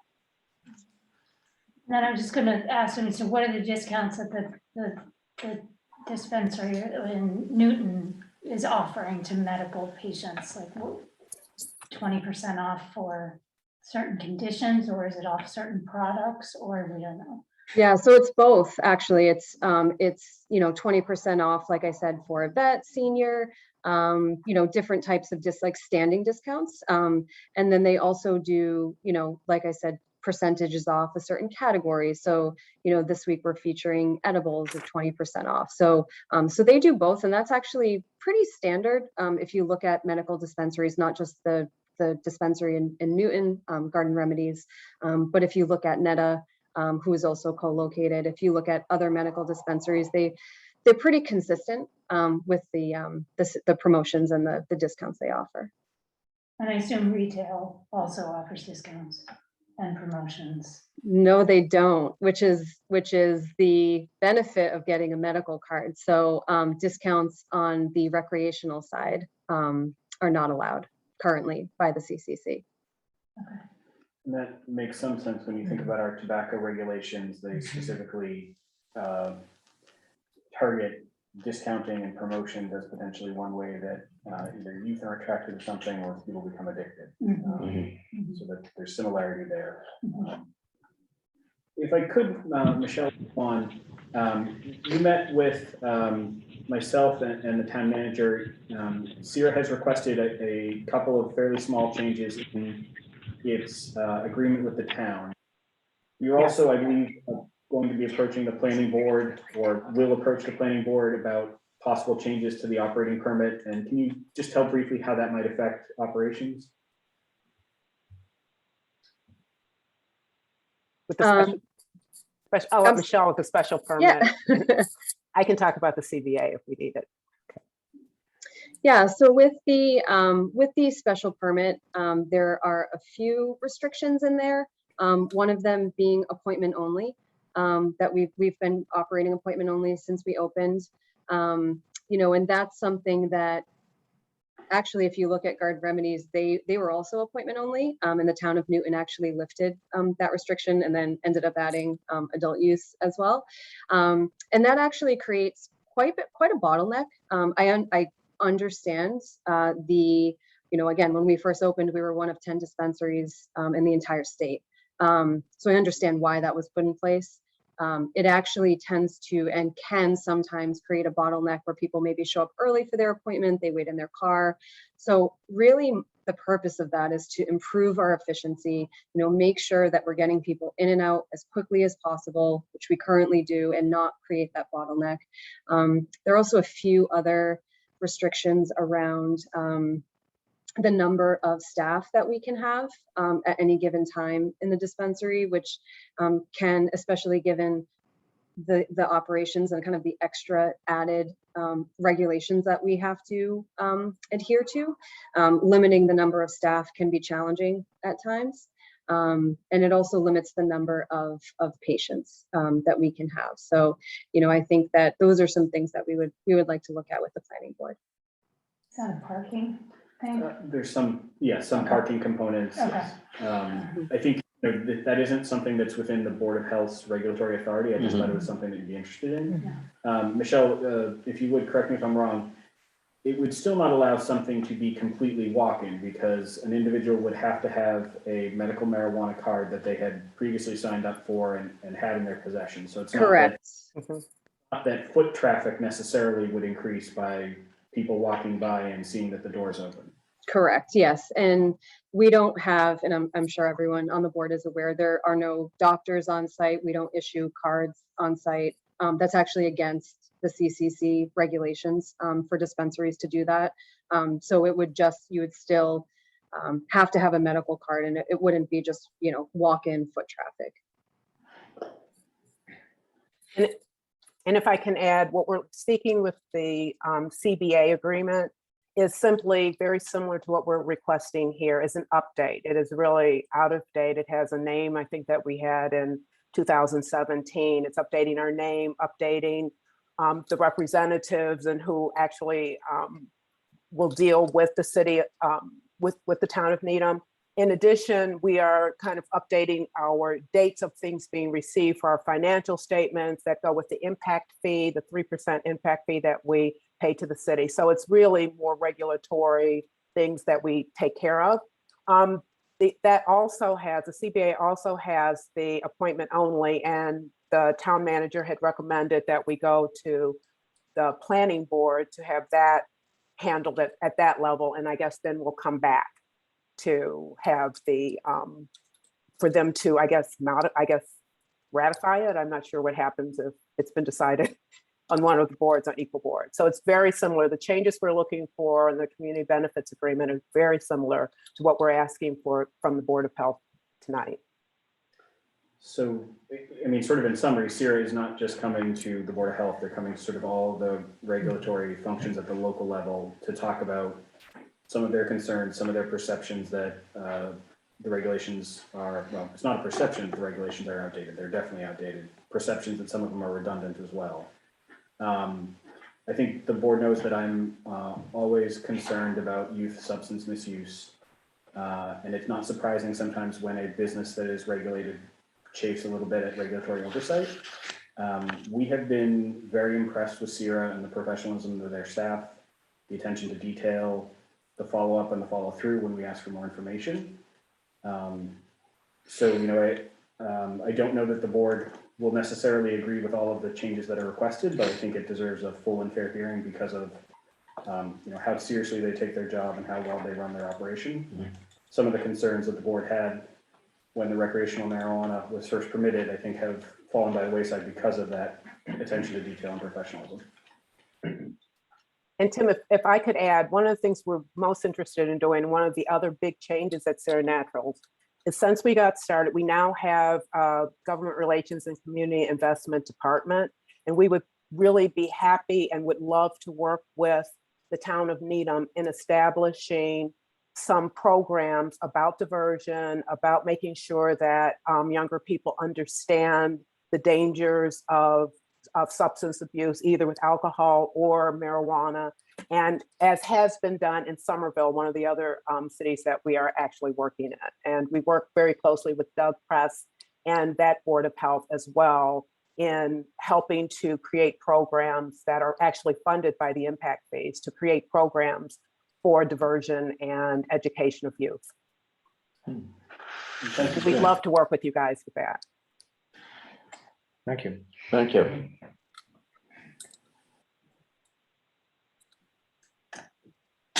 So, Mr. Chair, I do know that we do have a jam-packed hearing agenda. We also have another hearing that's starting on a well regulation at 7:40. Yep. If there's, you might want to just start that hearing and then we can sort of conclude the discussion on CA, if that's okay. Okay. I will open the 7:40 PM hearing. Revisions to Article 12, Rules and Regulations for the Registration and Construction of Private Water Supplies. As far as the discussion that we're having, any further questions? I don't have any right now, no. Okay.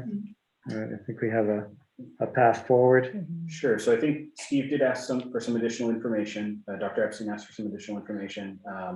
And we can work with Michelle, the staff can work with Michelle and Duan to get that information. And if the board has any follow-up questions, and then certainly this could be a topic for more discussion at the board's next meeting. Mhm. Okay.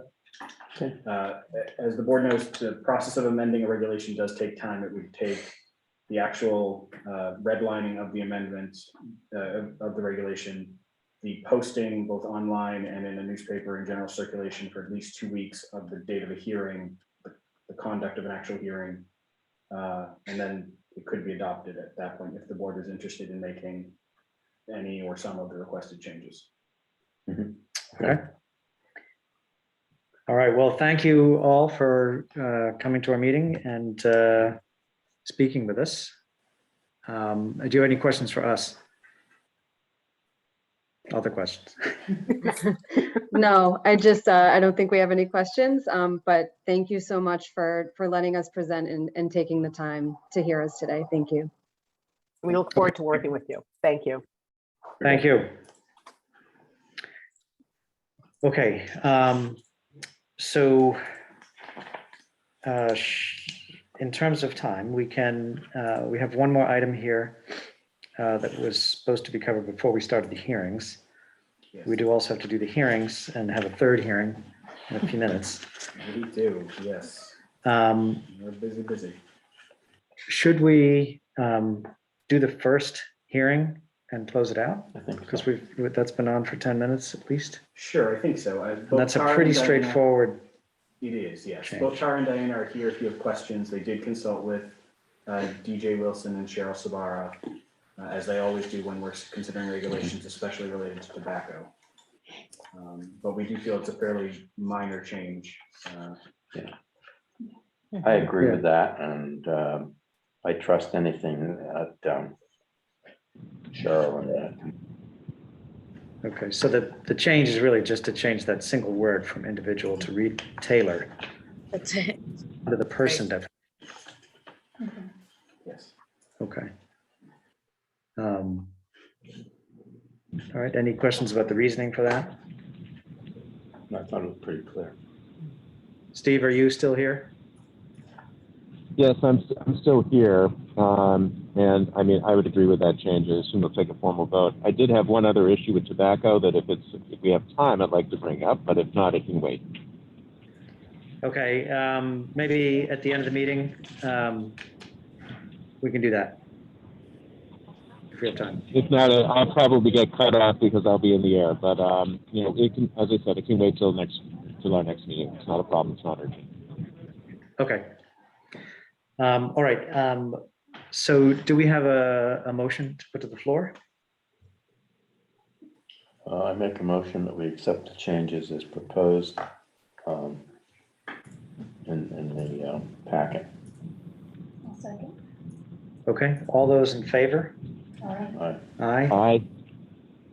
Okay, that passes unanimously, and I think we can close the first hearing. Mhm. And I should add for the board's consideration, we received no written comments on either regulation. Okay. So since we have Steve and may lose Steve, why don't we do the second hearing? Because that should, We do have to technically wait for the full 10 minutes to be up before that. Okay. I think we should just wait. to Okay, find all out. right, so we'll wait. So why don't we go back to then the update on the TCE and mitigation efforts? And I think that's Diana, is that right? Yes, it is. And I can make it quick. I can try to make it into 3 minutes as best as I can. So basically we had a meeting with Ramble. So we met with Jason Wilkinson, Joe Vitale, and then Aaron O'Donnell from the Kendrick. So Joe and Jason were from Ramble, Aaron's from the Kendrick. Jason came in and gave us an update on what was happening. And you'll see in the packet, there is an interim status report. The next status report is due October 6th. But basically, they're still working in conjunction with DEP to kind of mitigate the TCE problem that was found at the Kendrick. I can pretty much confirm that it was solidly in that northwest wing. It wasn't throughout the whole building.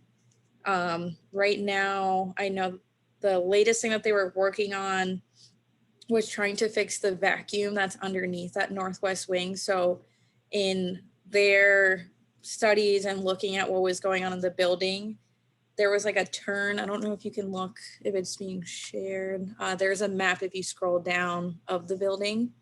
So the northwest wing is that top corner where it says 10, 11, 12. So in that corner, there was kind of a dead zone of the vacuum. So the building has, I think we've discussed this in the past, there's a sub-slab depressurization system at the base of the building, which now is just common practice, is what we were told, just to mitigate if there was any sort of vapor intrusion coming in from the ground. Ideally, what that slab should be doing is either sending it back down through a vacuum or connects to the roof and sends it out to the outside. What was happening at the Kendrick, as a reminder, is in that little northwest wing, it was actually intruding into the apartments. So I have some notes. So in that meeting, went over again, anyone who was there was moved out of the apartment, anyone who had a high hit. They were doing testing for anyone who requested throughout the building. Results were coming back within 24 hours. The next step now is just to repair that vacuum that's underneath that section of the building. They're going to be boring holes around the building and creating just more holes back out there so that they can create that vacuum to make it strong enough so that no vapors intruding would be coming in. I think they're still trying to figure out where it's coming from. That part still has to be determined. Oh, and the holes, they're putting vapor pins around the edges of the building to kind of help mitigate anything from coming in. The next interim report is due, like I said, October 6th. So we'll be getting an update in 2 weeks about the next steps that have been going on. But it's not too much more since last time, just that they now that they know that there's an issue with the vacuum in that area and they're looking to mitigate and repair that so we don't have anything coming up anymore. Right, and all these super high levels are not occupied, correct? They're not occupied. And in my notes, the APUs that they were using, they were filtering through the activated carbon filters, and I was told that they were being changed out periodically as well. And these apartments with the elevated levels are all kind of, looks like they're mostly stacked one on top of the other. Yeah, so the way that the floors work, so if it's 10-10, 20-10, that's how you know what floor it is, but everything's stacked on top. So when we're looking at the levels, I believe the highest it went up to, and you can correct me, Tara, I believe it went up to the 3rd level. You didn't see as much on the 4th and 5th. But what they told us is normally the vapor intrusions on the 1st level. So it was interesting to see that it was going up. And then there is one site, if you look in the interim report, on the complete opposite side of the building on the 3rd floor, that for some reason was also getting a high hit of TCE. but they're fairly confident that that's not vapor intrusion because of its location, because they tested all the apartments around it, and that was the only apartment that had it hit. I think it was like 3027 on the other side. 3087, I think. Figure Yeah. out if it was maybe a cleaning agent that person had used, or some, we don't know. I don't know if they told us where they worked, or they're trying to figure out more history of maybe that person's bringing it in from outside, because it was really odd that it's happening on the 3rd floor in just one singular unit. They did not see it anywhere else around it. And it's consistent. I mean, these are a Yeah. month apart, several weeks of monitoring. Yep. Yeah. Interesting. They have something in their house. Yeah. So that one, I kind of like said, they were kind of reaching the end of what they can do with that one. They're really not sure what's happening with that isolated apartment. But the other ones, they're fairly certain that once that vacuum is repaired in the sub slab, the issue should go away. And then they are going to be charting to see if there is a plume of TCE coming down. Yeah, just a quick follow-up with the plan. So they're going to be submitting that proposed prefab depressurization system that Diana talked about to building and engineering departments for their approval. So we'll get a copy of that as well when they submit that, and we'll work with building and engineering to make sure that that plan meets their code requirements. So that was the other thing he had mentioned. So we'll keep an eye out for that. He said that would be submitted shortly. Yeah, October 6th, I believe, is when all of this is due. Yep. And then, like I said, I think I mentioned it before, there's an EEA website link that if anyone wants, I know we've included it before, but I can send it to whoever is interested. But that EEA link will have every single report that Ramble puts out to DEP. It's all public information. Sorry, we need to open another. Yes. Sorry. Thank you. I'm the timekeeper. Thank you. I appreciate that. That's why I asked you to be timekeeper. Yeah. Okay, so just let me interrupt, and I will open the 7:50 p.m. Hearing on the 11 Gatewood Road septic variance hearing. And so, I mean, it sounds like the work on this problem is moving along smoothly.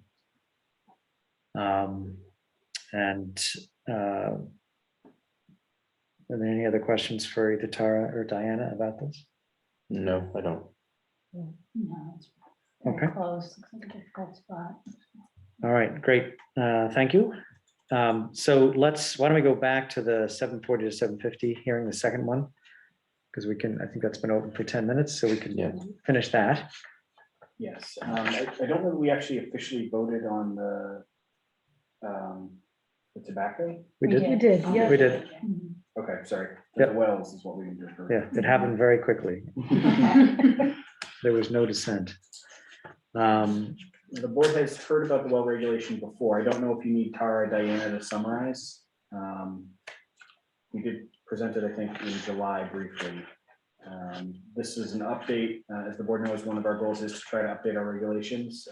This was a regulation that the environmental health team spent quite a long time working with DEP, working with town engineering, trying to bring it sort of up to modern standards.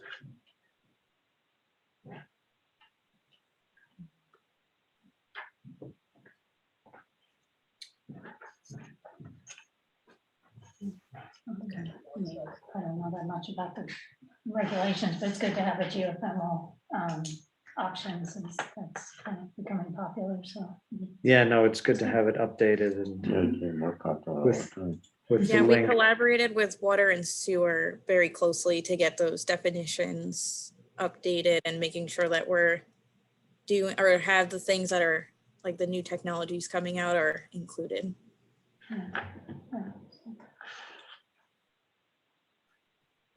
Is it, Tara or Diana, is there anything else you wanted to add before we vote?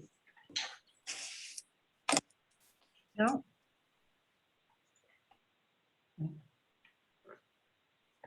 Okay, I mean, it looks like a well thought out and presented update. So if there are no further questions, do we have a motion on this Sure. Article. I move that the Board of Health adopt the proposed revisions to Article 12 as outlined in the DOH packet and as discussed just now. Second. Okay, all in favor? Aye. Aye. Okay, that's a unanimous vote. All right, thank you. And why don't we move on to Next hearing. the next hearing? I opened that. Oh, you opened it. I already opened it, but it hasn't been open for long enough. Yeah. But I is don't there know, any, is there there may be, anybody, I don't know how much more discussion there will be on that.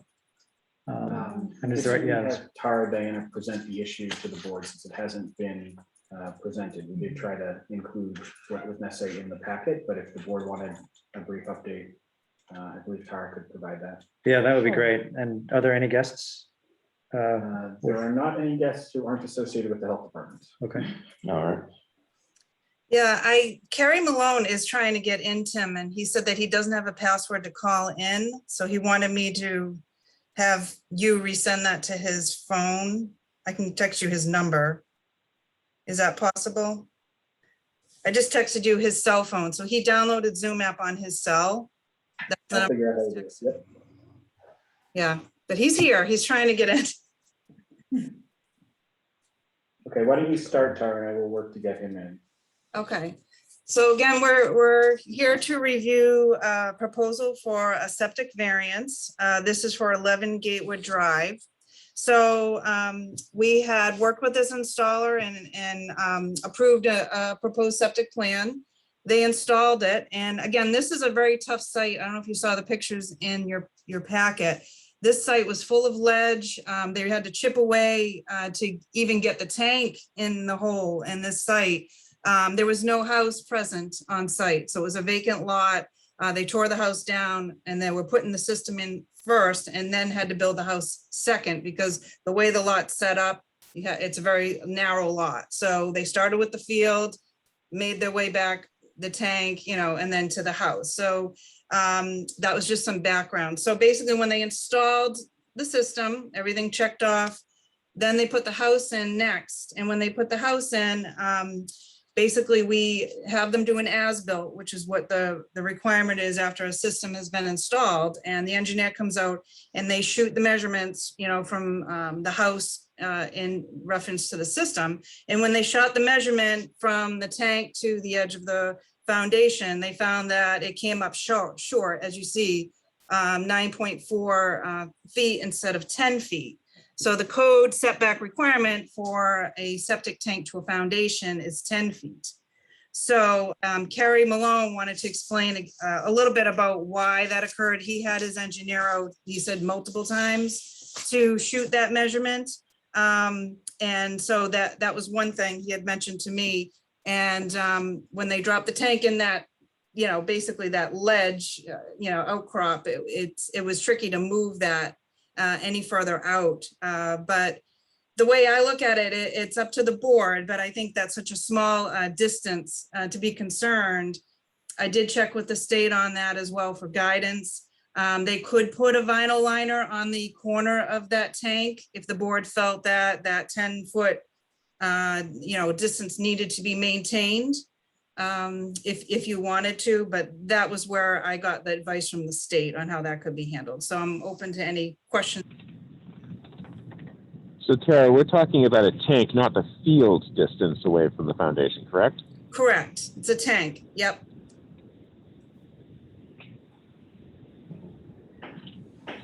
So I guess the issue, Tara, just go ahead, Steve. No, I mean, I would tend to agree with Tara. I don't know that the distance from the tank to the foundation is going to make much of a difference if there were a leak from the tank, which is pretty unlikely to begin with. So you guys can see the diagram better than I can. I don't know whether or not a vinyl liner, in the corner to just shield that's going to make a difference one way or the other.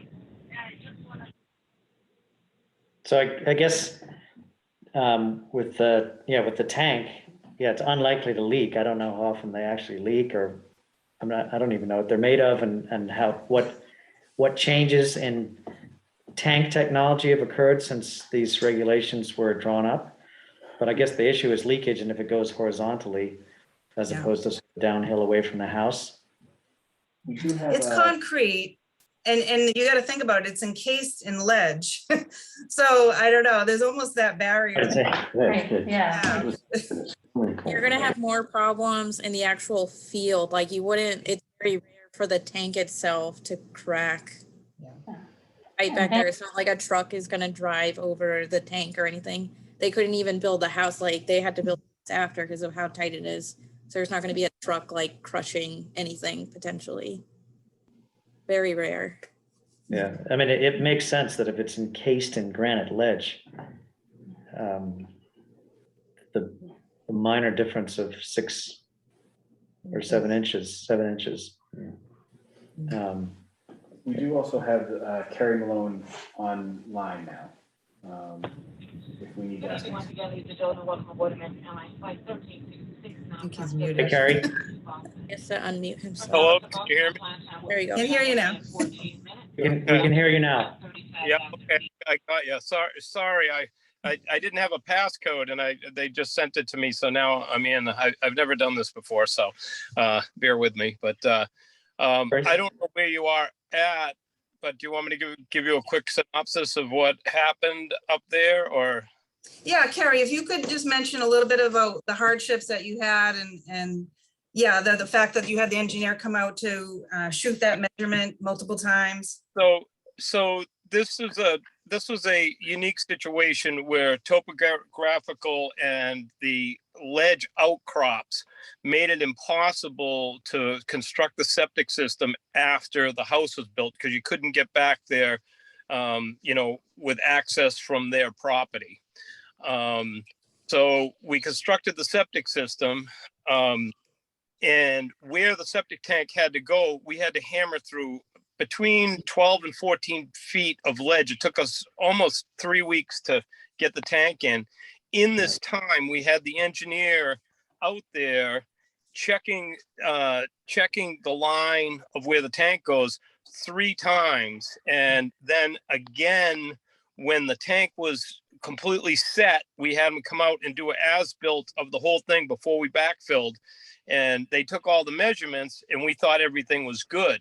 So we had, all our inspections as we were supposed to have, and we backfilled it, we loamed it, we seeded it, and then we proceeded to put the foundation in, which took us another month of hammering in ledge to get the foundation in. And we got that all in, started building the house, and I guess what they had done is they had all the numbers for the as-built, but they didn't run them until the house was built. Then when they put it all out on the plot plan, it showed that the tank was, 5/10 or something, or 4/10 too close in one corner, one extreme corner to one extreme corner of a bump out of the foundation.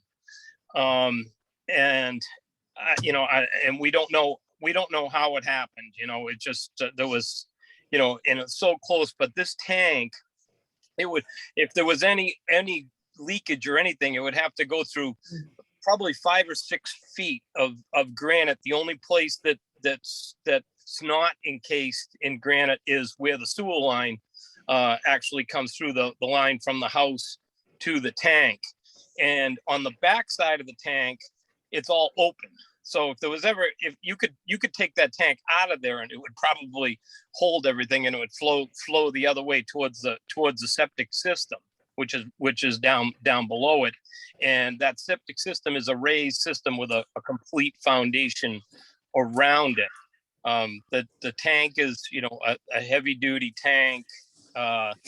No vehicles could ever get back to where this tank is. I just, we don't know how this mistake happened.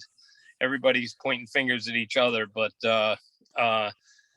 my opinion of it is that it's so close. I mean, you could actually you could make the foundation, cut a few inches off the foundation and a few inches off the corner of the tank, and it would make it. So I think it's better to keep the full integrity of the tank. But it's So we're coming to you for relief.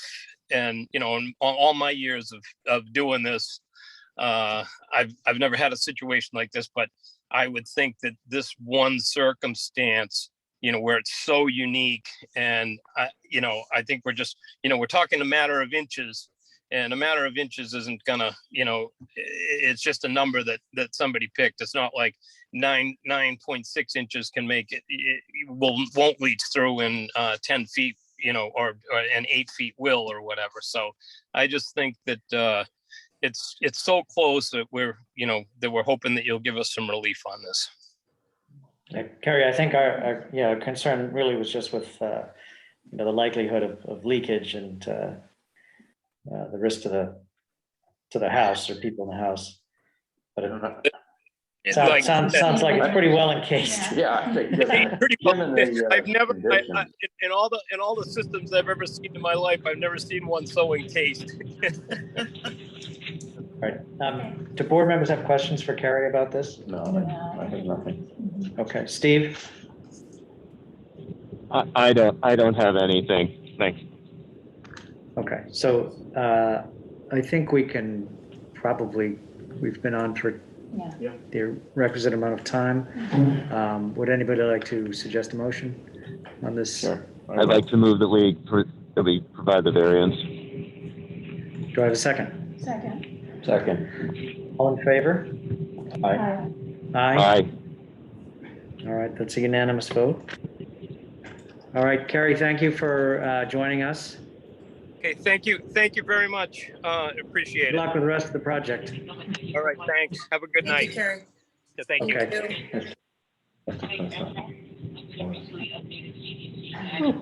Okay. Okay, so let's, all right, so we're gonna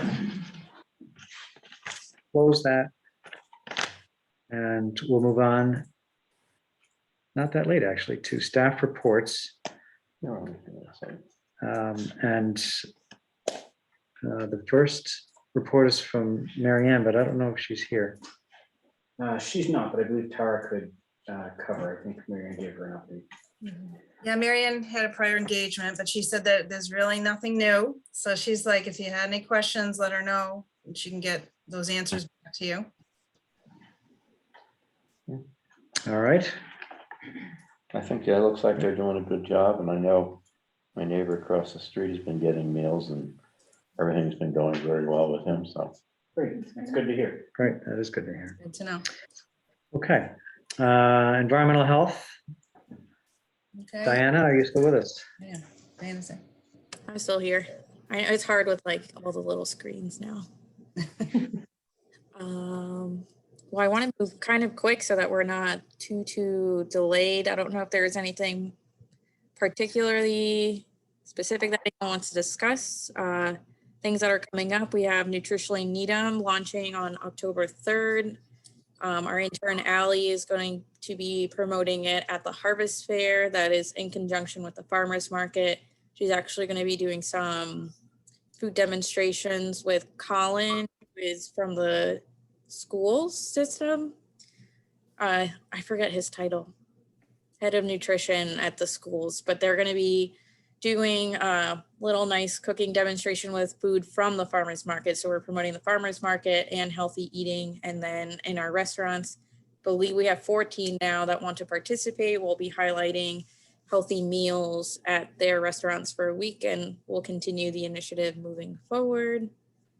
Diana, and I know it's the top note, but I know that you and Tara have been working for a long time with Terry Wolfson about getting permits online.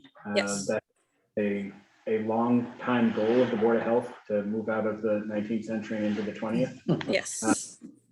I think our last one, we have septic soil testing that went live after this, that we submitted our report, and we're, I think, doing the plan review and the construction permit, but there is soil testing, trench permit, a lot of the septic permits already going live online, which is great. I think we just got additions too.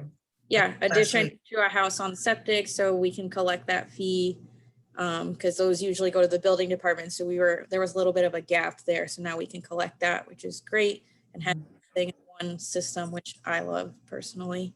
But we're getting there. Our list is getting very small, which is good. Continued to move forward. I think the pandemic kind of was a little bit of a precipitating event to increase the urgency of it, but Tara and Diana have managed to move this project forward with support from our IT department. And it's been great that we've gotten so many permits online. That's good. Yeah, and I love it because when I do my monthly reports now, I can see who did I issue permits to. I don't have to keep a running tally in an Excel sheet or in a notebook. Everything's accessible and I can create reports. It's really good. Great. I think I'm gonna bring it up. I don't think it's enough time to bring it up here, but we've been having a lot of instances in town. So I have it on the topic for domestic animals. I ran into people having animals on their property for a very short amount of time, and our regulation doesn't really address those situations. So on the report, for example, in August, I had gone to somebody's house because a detail officer had reported ducks being kept in a chicken coop there. And when I called the owner, they were babysitting these ducks for a week and a half. So it wasn't really worth going through the entire permit process because they weren't permanently staying there. And then it's on this report, it'll be on the September report, but we had an instance where a homeowner decided to do landscaping with goats. So I got a call from the neighbor because there were 7 goats in the backyard, and the yard is very small, that were just there, I believe, for a week to eat poison ivy, weeds. The company that gave them the goats did confirm that they do a daily check-in to make sure the goats were safe, healthy, and, okay. But the neighbor was not too happy to have 7 goats next door, but I didn't know where to go with that, addressing it, because our permits, like I said, are for housing permanently an animal. It's not for these temporary situations. But I just wanted to bring that up to the board to put it on the radar. It almost seems like by the time we find out, it's over. Yes. And apparently guess- the landscaping has happened at other, they said that they've seen, or they've done it in other homes. It was just, this is the first time that we got a complaint because of the smell. So it was a nuisance.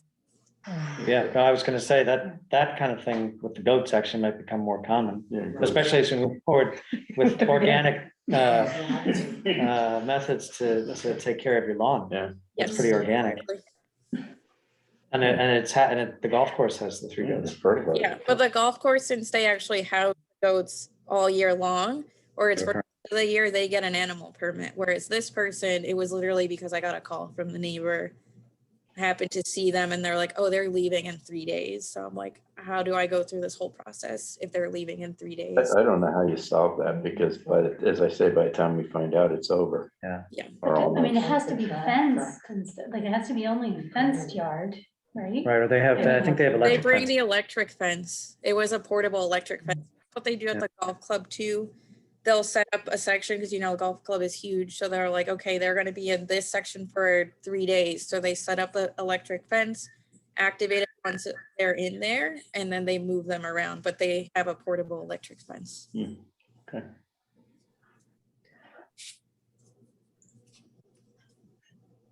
You might want to think about it. I mean, you have to get awfully creative, I think. Yeah, I guess babysitting the ducks. public having goats live in your neighbor, it's like chickens living in the neighbor's yard with short setbacks. Let's That's a face it, reasonable concern. They defecate. Right. So is there a public health And risk to then that? goats do stink. And other issues, Right, there's some but those are hard to regulate, odor stuff. Right. Right? No, that's more just a Or you nuisance could maybe factor. regulate the time frame, that they're present. Yeah, because I was more concerned because there's coyotes and everything in town, so concerned for the welfare of the animals. Want to make sure that they're safe, and Well, if there was an electric fence, would that keep the coyotes out? I don't know if the electric fence is activated the entire time. If the goats aren't, it would have to be activated as long as the goats are there, right? That's something I think I would have to do. I would reach out to Goats of Dover to see what they do, because there was like little kids going up to the house to look at the goats. but yelling at them not to touch the fence. He said that he could help us update our regs if we wanted to. Because he does this everywhere. Well, there must be other towns then that have regulations. Oh, yeah. That'd be a good idea. I want to look at those. See if we could find a model. We could. That in there. Maybe Lexington is always a town we compare ourselves to. Yeah, I can reach out to them to see if they have anything. All right, that'd be great.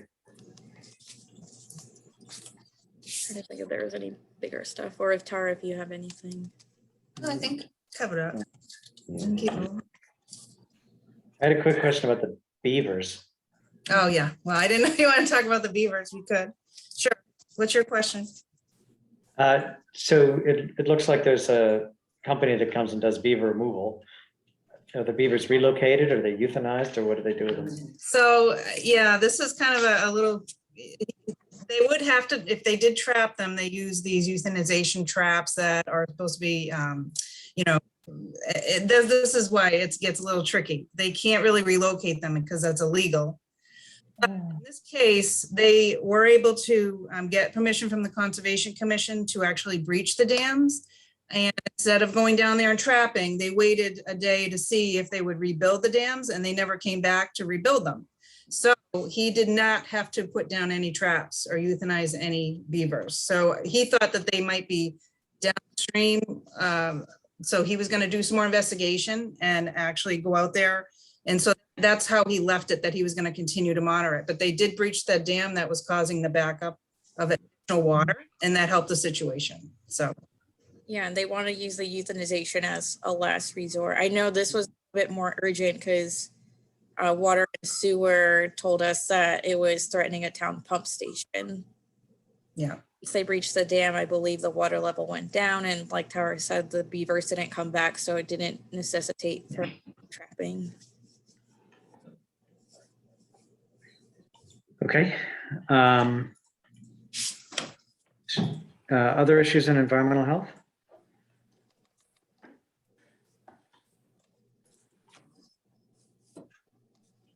Okay, so we'll move on to emergency management, I think is next.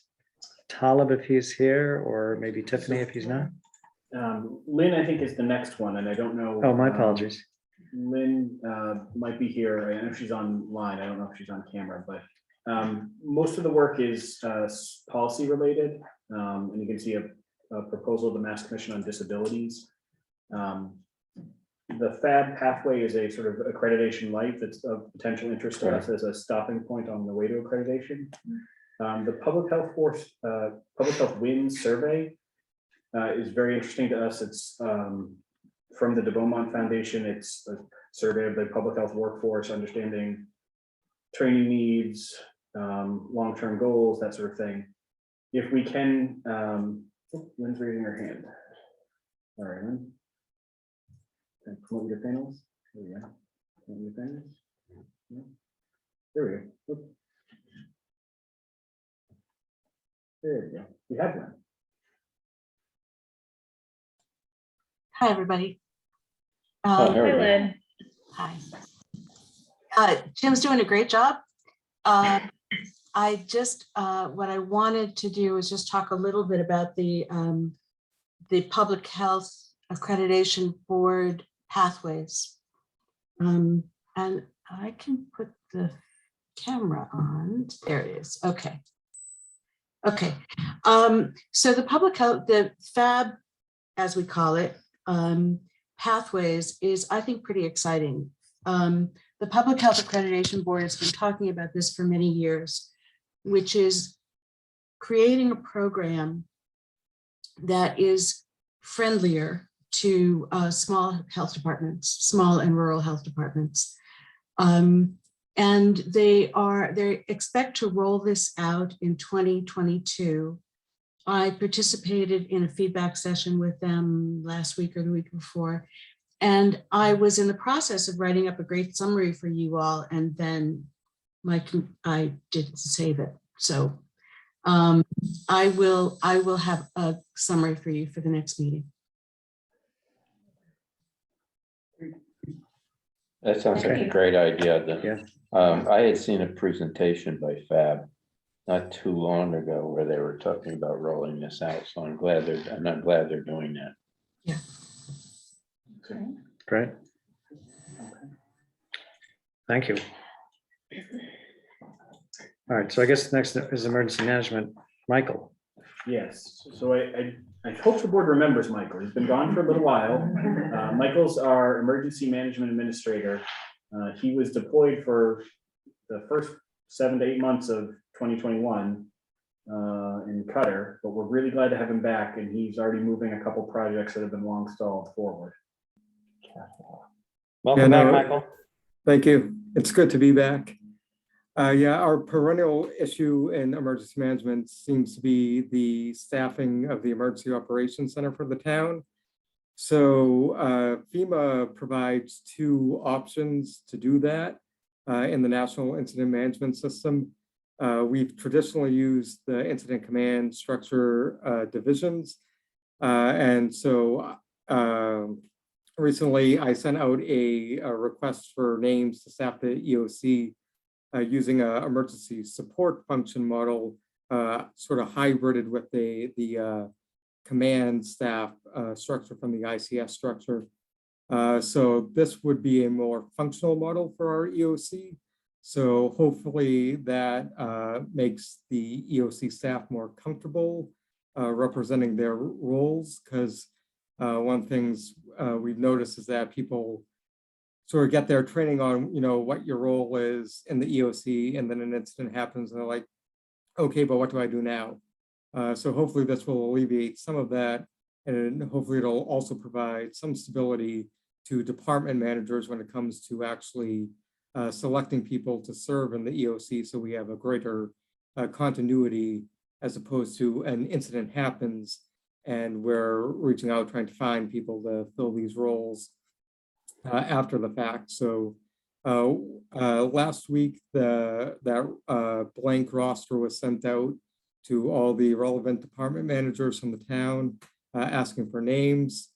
So once we get all those names back, we do have a contractor who's currently working to develop sort of basic incident command training that will be provided to all the identified EOC members.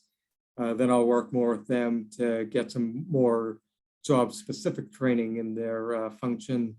And then we're hoping that in December, we'll be able to have a functional exercise dealing with the hazardous materials incident, and we'll be able to validate that training that'll take place in sort of a November-ish timeframe was effective.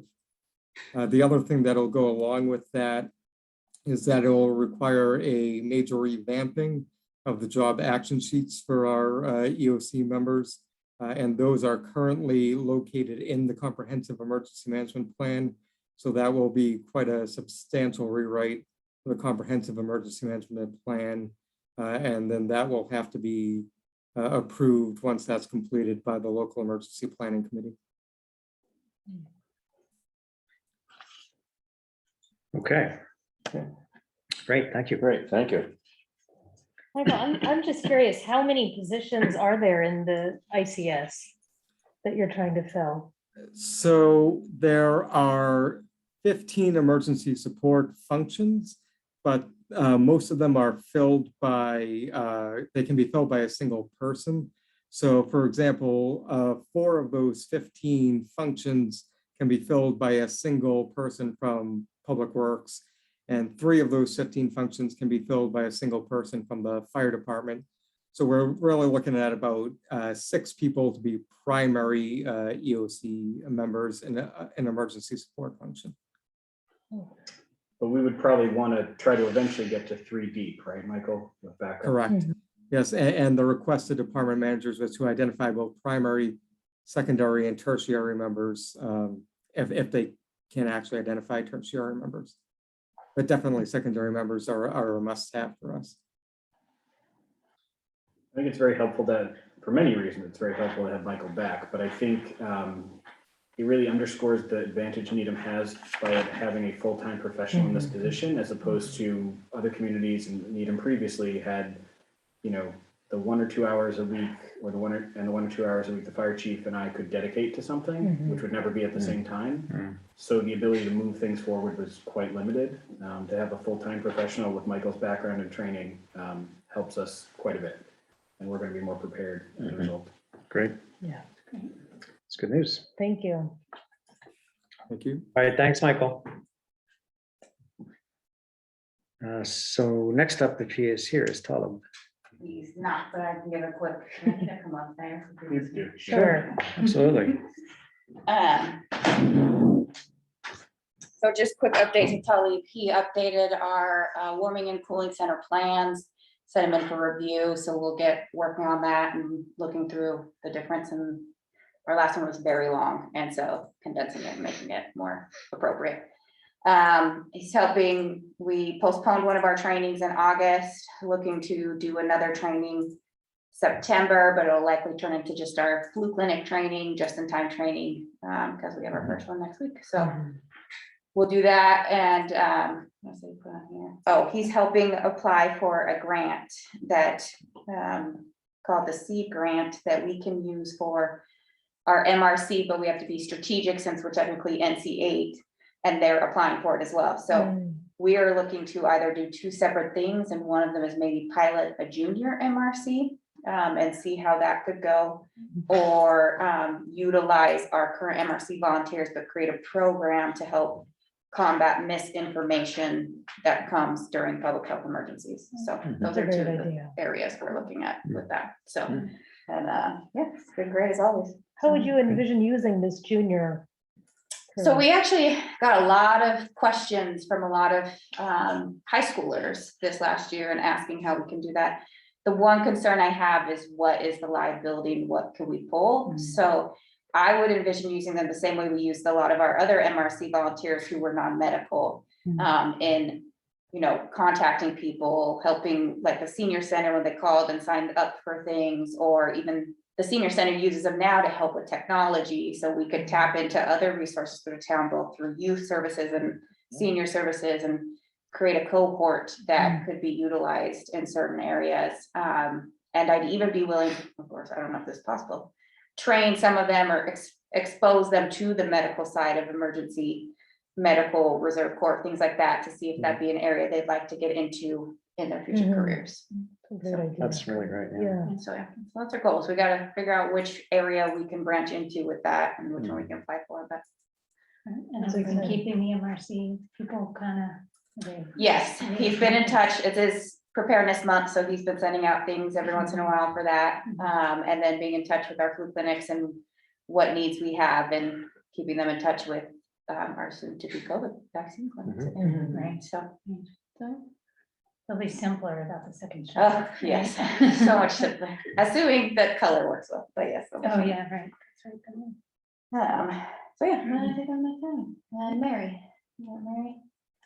Yes. I think Mary's on. I am. Perfect. All right, I'll go through this first page and then we can just look at the communicable diseases report real fast. So basically, same, unfortunately, I don't think that COVID-19 communicable disease is coming off anytime soon. We rolled out, in large part, thanks to Hannah, the concussion training for the coaches and leagues, and concussion requirement began fall sports. Good. What do you call it? Like when you register, when you try to get your field permit. So she worked with both building and park and rec to say they need to have this permit from us before they can receive your permit. So that they're still gathering permits and applications for that. So hopefully we'll go smoothly. So that began, that was at the beginning of August-ish. We had 2 people come. It was good training. The 2 people come, one from YMCA and then one from junior football league, I believe. So that was good. Just getting back in the swing of things with BID Needham, infection control meetings, and the usual that we have quarterly with them. And then we've been working closely with Chana with the New Mosey Hospital. This year they're doing a shortened Chana, so things that they could work on in the 1 year. And then next year they'll do a larger community health needs assessment for the next 3 years. So Newton Wellesley Hospital is doing one, and so is BI Needham. Yeah, we fall in both their catchment areas, so, Okay. yeah. Mary, I'll let you go through the community pools. Yes, so still seeing a lot of COVID and tick-borne infections. Had a little bit of a drop off in the food poisonings, at least this time around, and did mostly tick-borne and COVID. And we did have, I don't think it's on this, or at least I can't see it from here. If there's this, yeah. My one salmonella investigation, we did have somebody who was linked to a multi-state cluster that state epi has kind of stepped in, and I've been working with on that, as well as the I had worked briefly with the state epi with the Vibrio case also. So as far as I can tell, pretty much everybody's still recovering and everybody's doing great. If anybody has specific questions, I am definitely open to them. Any idea where the person got the Vibrio? The Vibrio, yes, actually, he had a specific restaurant not inside Needham that I believe it was called a Tower of Shellfish. Oh, okay. Always the oysters. Yeah, 100%. I've never come across for anything else. Okay. And then just that last page there, we have had a bit of a headache with Sanofi, our normal flu vaccine provider, the last few years. So Tim and I thought we'd be smart and try to pilot a different and split them. So you'll see all the different brands of vaccine that we will be giving. So that's what that chart is. Okay. I just got mine today. Nice. We can come to one of our clinics. Or I'll come to one, yeah. Leave the money. That's right, I will, insurance card. No, my doctor nailed it an appointment. You can always get another med, come on. Yeah.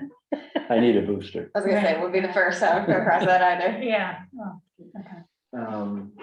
Maybe while you're talking about COVID, you could mention COVID boosters and the news we got today. Now, or when we talk about COVID? Sure, we can talk about COVID, yeah.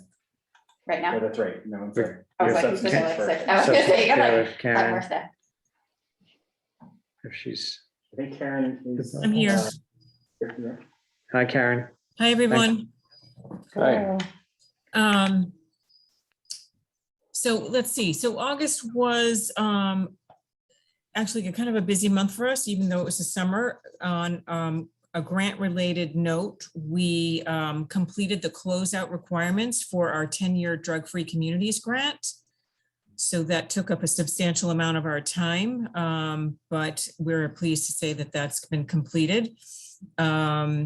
We brought our new part-time project coordinator on board who will be working with Monica DeWinter on the Stop Act grant. So we're excited to have Jasmine Hurley here. Perhaps I'll bring her one of these meetings and you can meet her. So with her arrival now, we can really kind of launch full throttle into the activities for that grant. So we're excited about that.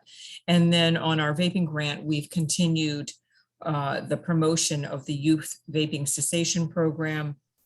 We'll be working on that with the schools this fall, especially now that the students are back. We're very excited to be able to create more visibility for that program this go round. Let's see, speaking of the schools, I did a presentation with 2 salsa students to the fall coaches meeting up at the high school. We were thrilled to have that opportunity to get in front of them, give them an overview about SPAN, explain how we can connect community members and students and their parents to various resources around substance use. And we also took the opportunity to really reinforce with the coaches how they are a protective factor for our youth, and as such are a very positive influence on our student athletes, particularly when it comes to decision-making around not using alcohol or other drugs. So we were delighted to be able to kind of reach out to that community of trusted adults. And then finally, on our prevention messaging front, we had another positive community messaging session, technical assistance session, excuse me, by the Montana Institute. So we'll be looking forward to developing some messaging around how to promote the fact that most students are making good decisions and not using substances as a way to narrow the perception around the amount of use. And on a different front, our community action team is hard at work developing a PSA on impaired driving while using marijuana. So we'll stay tuned for that. That should be ready soon for public viewing. That's everything I have. Okay, terrific, thank you. Fantastic. Okay, I think Carol. She's here. Hello, It's nice in to be person. here. Thank you for coming. Oh, I have to come up to the.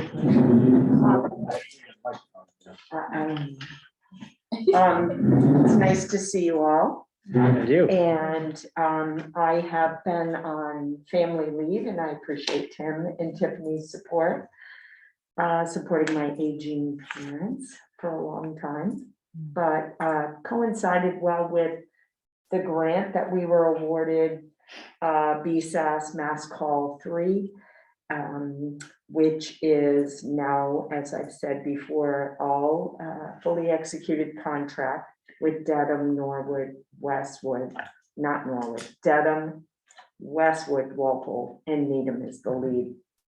So as we did 6 years ago, they require a 10-month comprehensive strategic planning process. So we'll be starting data collection and assessment across the 4 towns and doing key stakeholder interviews. And basically this grant is to work regionally to impact, different than SOPSI that we had, it was alcohol only. This will be marijuana, vaping, and alcohol. So we will work collaboratively, look at our data, do creation of strategy choices, and then move forward. BSAS states this is an 8-year commitment, but they are contracting in 2-year increments. Thank you. Basically, I just tried to stay tuned into what I could do.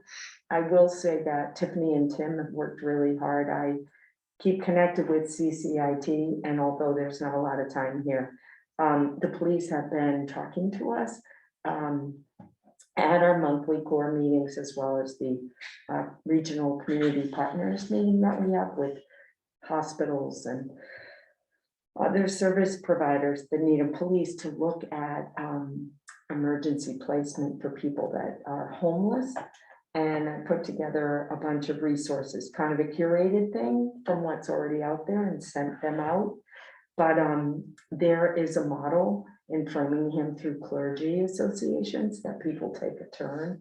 I think that's a huge thing to set up. I'm not saying we should or shouldn't, but it's a commitment. So just so you know, as residents and obviously advocates, Tim and Tiffany always fix things. And this is a bigger community issue that the police have seen, especially with the closing of Norwood Hospital. And again, you know, I like to talk. So I reached out to DA Morrissey about ARPA funds with the county. Went to a meeting there. He said $70 million, but it's the county commissioners that have the authority to spend. So I feel like we are seeing specific needs related to COVID, and there are funds out there that can apply to these needs. So part of the hat I wear, I feel that I can advocate for all my 4 towns and try to look. When you hear our dedicated service providers trying to answer these needs, I just feel like everyone's working really hard. And what can you do? You know, retrofit a building or use some hotel floors. We saw recently that can be problematic, but until people can get more of a, it's 3 o'clock in the afternoon, what do we do? Mhm. So that's the type of work that I did in my past too, and I love that. And I spend time trying to communicate with Tiffany from the police because I've been talking to them for many years. So stay tuned, because I hope and feel that with those funds, there could be money for towns like ours who work so hard to, and then as a region, the whole county faces these issues periodically, and there's not enough places. So I'll stop. Sure, that's a great effort. I'm sorry, it has not been a very good timekeeper way over. All right, questions for Carol? Thank you, Carol. It's Oh. important work. Yeah, no, that's great. No, you all are doing important work. I'm looking forward to hearing the follow-up on that. Everything fits together to make a terrific team. Yes. Okay, so we're a little over, but we're gonna go, I think, right to the COVID-19 update. Yes, and we can, Tiffany and I can probably combine to do this a little quicker than normal. And the Okay. last item on the agenda is more of an FYI. We can discuss more next month, so I could just briefly set that topic. So we can make sure we end by 9, because The new record. we're tired. So this is the monthly report from August. We're fortunate that Hannah Whitehead has agreed to stick around in a more limited role to help us produce some of the presentations that we give on a very regular basis Oh, great. while we search for a full-time replacement. Well, and with the caveat, I said this last time, but next week is her last week. For real. All right. So yes, so hopefully we get that in These place. two look really Thanks, pretty, by yeah. the way. Hopefully you can just change the number. Yeah. Yeah, right. Got to do her last presentation on her last day, so it's as up to date as possible before she leaves. Our FE position closed Friday, but we haven't gotten the applicants from HR yet, so we're hoping we get those. So you can see our case, you can see the sort of epidemic curve we've had in Needham, and you can see where we are in terms of our 7-day incident rate, which is, elevated certainly from where we were in June, July, when we had almost no case volume, but certainly not anywhere near the peaks we were at the beginning of the outbreak, last holiday season. And as of today, it'll be lower, even, so. Yeah, this is, Great. so yeah, you said you thought we were 10.6 cases. So yeah, we'll be 10.4, I think, incident rate, and our infection or positivity rate will be 1. It's in the very low 1.1 or something like that. All right. One good. now, 'cause Great. that's what I was doing. Well, it was 1.43 last week. Oh, Right, okay. yeah, so it's, Yeah, I see. Yeah. I think I look at the colleges a lot, and they're all, so Yeah. low because they're denominators. So you can see that there were, if we go back 2 weeks, everyone's average daily incident rate and positive testing rate was going up. Now there's some people going down, some people staying level. It's something we want to monitor. We know that people's eyes are still glued to total number of cases, but as the pandemic changes to, an endemic disease, the number of people who get COVID is going to matter less than the number of people who are hospitalized and the number of people who have serious illness that requires intubation or eventually even fatalities. So that's a challenging message to get out to the public. We're trying to do that while still answering questions because people like to see charts with numbers on them. 102 confirmed cases, about 3 cases a day, a little over 3 cases a day, kept Mary and Isabella quite busy. We need to get them some help. We have a contact tracer position that closed Monday afternoon, which we haven't got the applications for from HR yet, but we're hoping to get those soon. So we're going to be scheduling quite a lot of interviews. You can see our 7-day rolling average for all ages, and then in the green is 0 to 11, our youth in the unvaccinated category. So, case volume is certainly up from this summer, but it's not at a crisis level by any stretch. A brief breakdown of cases, the average age of cases in the month of August in the 30s. Approximately 50-50 male, female. You can see the age breakdown, which I think is potentially more interesting, that we're seeing it in the 0 to 11 and the 30 to 49, which, roughly speaking, potentially are parents and their children, or younger parents and their young children. So that's sort of interesting just to look at generally. I like the chart on the right. It shows us monthly, the share of our confirmed cases among those youth who are ineligible for vaccination. And you can see that, over the course of the initial part of the outbreak, very low. Last year, about 10%, got up to almost a quarter. By April, went down to nothing, and now is back at the level it was basically last April and May, or March and April. That's obviously something we want to keep track of, as those are the only sort of unvaccinated people in our group right now. And we know that Needham has high vaccination rates across every other age group. Do you want to take over the August cases? Sure. Sorry, I was unprepared because I'm so used to being on the computer that I didn't even think to bring my computer, so I'm around the sofa. Okay, so August cases, vaccination data. 100 of the 113 confirmed probable cases were vaccinated. Well, status available for 100 of them. Vaccination, yeah, this slide, I like the one down 2 more below, but the vaccination status was available. We see the breakthrough was about 49%, with unknown and unvaccinated equaling about 23% for kids and unknown, but then unvaccinated that are eligible is a quarter of the cases.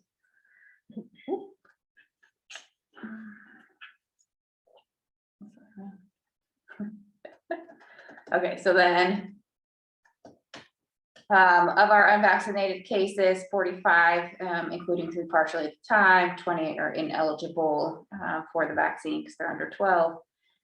Same, everything gender balanced with COVID has been pretty balanced between male and female. And then symptom informed gathered for 38 cases and 36 report symptoms. Am I not reading this anything? My next one was breakthrough cases. Whoops. Oh, yeah, skipped one. So our breakthrough cases, this is great because that'll follow my next one. So the breakthrough cases, 55 breakthrough cases for the month of August. Mean age was 46-ish. 3 hospitalizations that we know of, and information on symptoms available for 44 of the 40. 55% of the breakthrough cases are among the female. The next slide, which, since I skipped one, the total vaccination breakthrough. So we presented this last month for May through partial of August. So here's May through partial of September. This is all pulled from the state data website from Maven. So whether or not it's 100% true, just take that with a grain of salt, but this is what I was able to delegate. So those are ineligible, so age-wise, 29 of them. Partially vaccinated were 9 of our total breakthrough cases for this range. Unvaccinated were 86, and then we had 119 breakthrough cases, so that totals 243 cases. Of those fully vaccinated in the town of Needham, so as of, I'm now doing the website too, so as of last Friday, we had 23,676 vaccinated residents in the town of Needham. 240 or 119 of those have had breakthrough disease, which equates to 0.50%. So 0.50. So not even breaking the 1% yet, thankfully. So that's good news. That's what I like to hear. And a very low hospitalization rate amongst those. So What? very low hospitalization rate amongst those and no deaths. Yes. All right. As far as Needham, yeah, Right. that we know.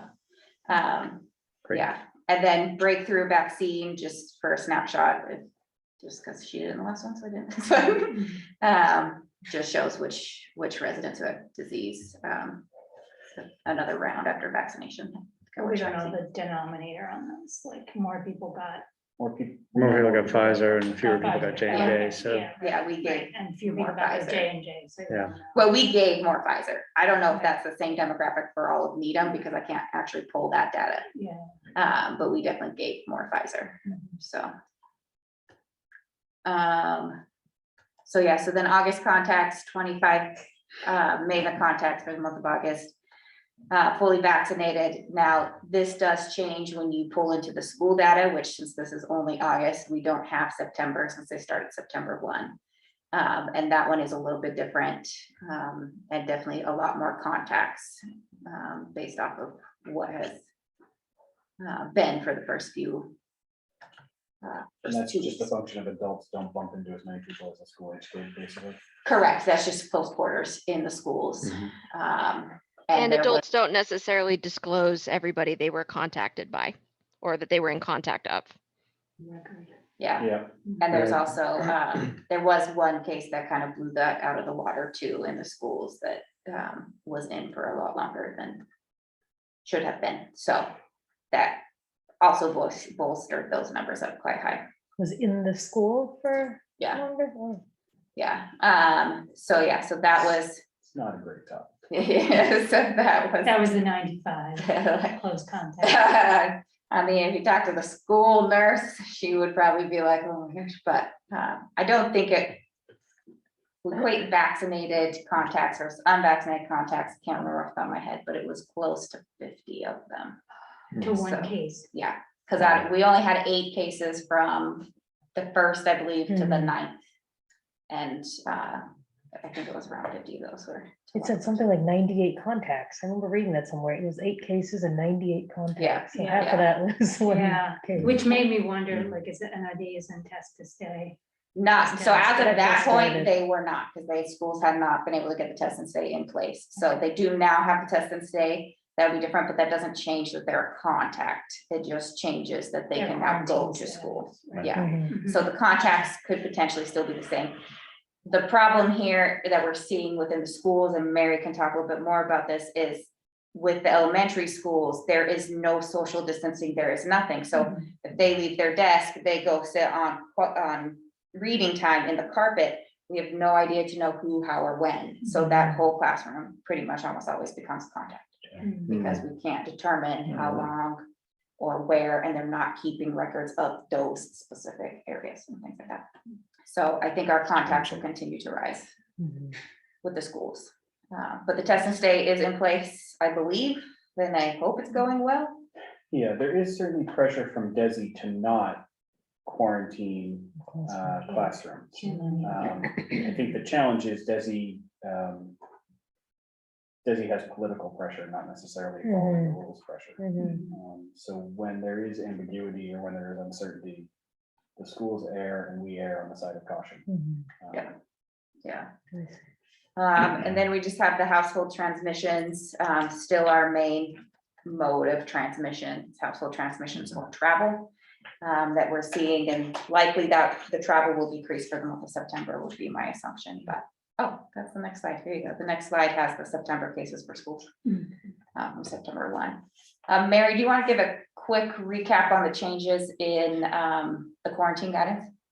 Yeah, so for the most part, quarantine is the same, the 7, 10, 14 rule that we've had since March, but instead they finally came down and DPH really clarified that rule that I brought up the last time I was there in person, in that if you are fully vaccinated, you are now completely exempt from quarantine. So the concern for a while was that if you were fully vaccinated and became a close contact and became symptomatic, that you'd be out 14 days.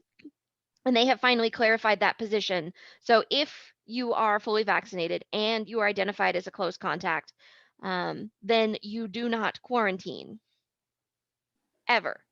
If you develop symptoms, you should stay home when you're sick, and you should get tested, and you should isolate if that test is positive, or because then you are a case. If you have symptoms and you get tested and that test is negative, you should stay home because you're not well, but there's no longer that that quarantine ticking clock. Like there's no longer a time constraint.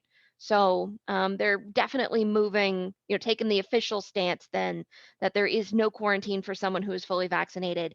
And I think that's kind of the first step of what we were talking about previous COVID updates, in that the goal for DPH is to get rid of quarantine at some point. Good. Yeah, so we're anticipating that. And then just the vaccination coverage, every couple weeks to every month, it goes up a percentage for the full town vaccination. We are still seeing. If I could jump in, actually, we were talking before, sorry, Tiff, that there was a large percentage of the younger population that had only one vaccine.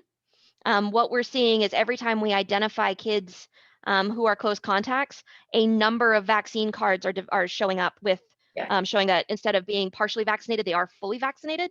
And it seems like it was an issue with reporting. And so the vast majority of people who were who got one dose do actually have 2 doses, and it's just not reported accurately. So this will continue to go up as people say, I shouldn't be getting quarantined. I've got my 2nd dose. And so that is going up every time I have to try to quarantine somebody. At least 2 more people come up with their vaccine cards. Yeah, other communities have that experience. Yeah, and we can't enter them in, so as we get them, I've been trying to enter them in as historical, so that then it will increase the state numbers as well. So just to touch on vaccinations real fast, we preemptively ordered and got approved today for about 2,400 doses of COVID vaccine for the goal of doing boosters and or school age children when and if that gets approved. So as of today, the FDA approved for 65 older last week, those with immunizational issues and anybody who works in a higher risk, which they categorize as teachers, hospitals, a few different categories. The CDC ACIP did not approve those same requirements today. They only said that they approve the older adults and those with immune issues, and only both groups 18 years and older. They did not include the working conditions. So the last piece we're waiting on is for the CDC director, Dr. what's her face? Walensky, to say what she's going to approve, and then she'll go from there. So we typically follow the ACIP, but really we'll have to end up following whatever the state says that they will follow. So that would be my assumption, will be the ACIP and whatever Dr. Walensky says, but we'll find out tomorrow. But we are ready. We also spoke with PelMeds, who opened up a site. Where is it? Over by McDonald's, across the street from McDonald's? Chestnut, yes. And they told us they were going to do at current moment, a one-man person come in, do their flu and their COVID vaccine boosters or 3rd dose. So they opened that, and then we spoke to them about doing a combination for when and if the 5 to 11-year-old ages do it, so that we can try to get all the school age children done within 1 to 2 weekends together. So we get our MRC team and our public health team, and they get some, and we go to different schools and try to get that put in. So that is one goal we have, and then we'll start boosters as soon as we get the final word. But we will do those separate from our flu vaccines, because it's just too many. You can't do both at the same time. You can do both at the same time. You can get both at yeah. the same time. The only thing they recommend is if you're going to get a higher dose vaccine, so a 65 and older flu vaccination, that you do them in separate arms, which we would end up doing in separate arms anyways, because it just seems more comfortable. I mean, for me, I guess maybe not getting stabbed twice, but because you will likely have a higher localized reaction when you get a higher dose vaccine with the COVID vaccine. The difference here will be that it's only Pfizer that's been talked about for the booster, so we don't know if we can give those to people who've gotten Moderna yet. So that's where another missing piece lies at the current moment.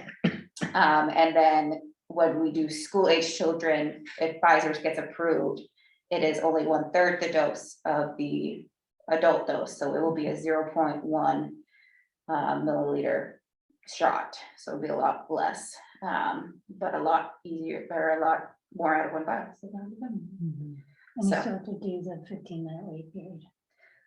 For the kids, yes, for sure. Oh, I don't think they're going to be for the boosters. Okay, I don't think so. Because that was a bottleneck. Yeah, for the clinic. yes, and I can't imagine they would say yes on that, because if you've already had 2, you know what your reaction is going to be like. And we only do it for one for like the flu vaccine, so I would be a little bit shocked if they said that, but I don't think so. I'm not planning on it. Let's hope they don't say it. All right, sounds like we're ready. Yeah, we are ready. We just Ready. need the words. Ready for the word. Just briefly, we talked about how cases matter less than severe cases of illness, so hospitalizations, intubations, deaths. We have a few slides on hospitalizations. The 7-day average in the state has been going down fairly significantly. Slight uptick in the last couple of months, but not nearly the case that we're seeing in other parts of the country where every intensive care unit bed in a multi-state region is occupied. So we're fortunate both for the hospital capacity in this region, but also that vaccination rate, which helps drive that down. So cases and hospitalizations are fairly low. Hospitalization rate per 100,000, like you'd expect, the hospitalization rate amongst 80-plus-year-olds is higher than amongst 40 to 49-year-olds. That's not really telling us too much. Hospitalizations among children are low and remain low, which is a good thing. So those are sort of the 2 points I think we wanted to make. I don't know if the board has questions on that, or if you want me to briefly, Mr. Chair, set the stage on the accessory dwelling unit question. I think we got that pretty well covered. Mhm. Anybody have any questions for the team? I think we can move on, Tim. Sure. So just very briefly, because I know we're running out of time. Equal Justice Needham approached me with some questions about accessory dwelling units. A member of Equal Justice Needham is proposing a citizen's petition for town meeting, which would not actually be a zoning bylaw, but would be a resolution directing the select board and the planning board to look at changes to accessory dwelling units to make them easier to adopt. The board knows that the Public Health Division and the Aging Services Division did some work on accessory dwelling units. We're very happy it passed, although it was in a much more limited form than we had hoped it would be. The Equal Justice Needham folks have asked me to talk to them, and I think that's probably not fully appropriate in a public forum context. If they want me to go to a meeting, I'd certainly be happy to do that. But I think they're going to potentially want the board, or they'd be interested if the board supports either the concept of more affordable housing or specifically the petition that's going to go before town meeting. So I included some brief information, including the citizens petition, as well as some of the work we had done before on accessory dwelling units, which Equal Justice Needham was not aware of. So it was somewhat, I think, helpful for them to see the research we had done into other communities and what they had found. And I think they're going to want to talk a little bit more to the board, potentially either in the month of October or ask the board to formally take a position. So that would certainly be the discretion of the board if it wants to take a position to support that citizen's petition or not. I think there's, this is my sort of own personal thoughts. I think citizens petitions aren't always looked upon fondly by, other boards like the planning board or select board, but I think the intent behind them is good. And I don't think anyone on the planning board or select board is against the idea of more affordable housing, or I hope. I think it's the how do you get there, and it might be that this citizens petition, while not, from their opinion, particularly well timed, might sort of in the same way that the pandemic helped make sure we get all of our permits online, provided the sort of impetus to do it. It could be that this citizens petition helps sort of light a fire a little bit.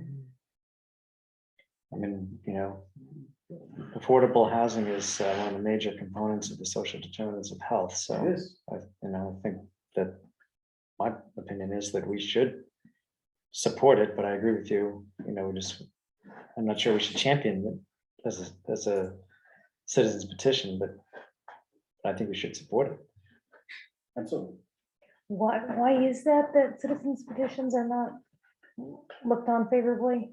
So it's my own opinion. I think it's, each board and each department has, things they've planned out to do, priorities they've set, resources that they've tried to marshal for those projects. In the same way we were getting, I think Ms. Fine was pushing for a much grander scope for a project on pesticide use reduction. And that's certainly up to the board if they decide to prioritize that, but there are limited resources available. And I think it's, from their perspective, it's, something barges to the front of the line that you weren't really planning on. Yeah. Yeah, it just messes I up would- their whole yeah. plan for the year. I think that, there's still something to be said for it. I think, and sometimes, cross-board interactions may be too, they don't come, they both agree on the same thing, but that doesn't mean they both work together on it with any sort of urgency. So it could be that this is a valuable, certainly it's an important topic. Like you said, it's a key determinant of the social determinants of health, and additional community attention on that, I think is a very good thing and can't help but benefit the community. Yeah, and I think, the fact that it's so limited now, the ADU bylaw, that it has to be a caregiver or family member, That's what who- helped it pass. though. Right, The exactly. first time it went exactly. through, when it first got on the Right. board, people were worried about, short-term rental, Yes. Airbnb type Yeah. situation. Never It would've failed, passed. and then the second time. Although what we Yeah. mentioned when we talked to Lexington, right, was that Lexington had about 20 applications a year for 20 years. So over the course of 20 years, there have been 400 ADUs in Lexington out of a housing stock of, I think, 13,300 or something. So it's not radically shifting the nature of the community. No, and actually in the other towns, it was even lower, Right. and they had kind of low limits anyway, like 2% or 5% max. Right. And I think the movement, COVID has pushed people to consolidate families a lot, and rather than have, their elderly relative in a assisted Right, living or something, they may multi-generational prefer to homes do are. this. Yeah, Now exactly. it's So, very More and common. more common. Yeah, yeah, absolutely. I think, and with the building these giant houses everywhere, if you can have, Right. I don't know, but yeah, it seems like, I think, we supported it before. When I was did, a and I kid, think they weren't unusual, Yeah. and then they'd sort of, everybody stayed in their own house and household, and now we're going back to it. Yeah. I do think that one of the takeaways from the report we had, from takeaways from the interviews with those 11 communities, was a lot of them were saying, learn from our experience. We've done this before. We started too slow and it didn't work until we expanded it. Yeah. And I think, personally, that was a little bit of a frustration, because I wish I'd been able to help make that case a little bit better. Town meeting and the planning board chose a very limited approach to start. And I think we've had, as I said, 8 total ADUs over the last, 2.5 years. It's like, yeah, Yeah. It was about 3 a year, something like Almost that. 30. So, pretty limited in scope.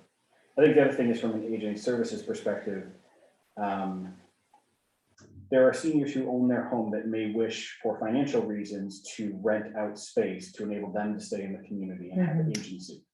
And the ADU bylaws written didn't afford seniors that agency. It very specifically said, we will only accept these type of people, only if your Right. arrangement is this specific way, is it acceptable? And not just seniors, but any of us, Sure, right? yes. I mean, this actually came up for me this past year, with someone who needed somewhere to stay, and I was trying to say, and I said, oh my gosh, this ADU, I really looked into it, and I said, oh my gosh, there's really no way that I, as a homeowner, could even rent a space to someone who needed a place for a short term, which, it seems a bit far reaching in a way, that I can't even make that call from my own home. I think it does. I think, there is concern about short-term rentals, Airbnbs.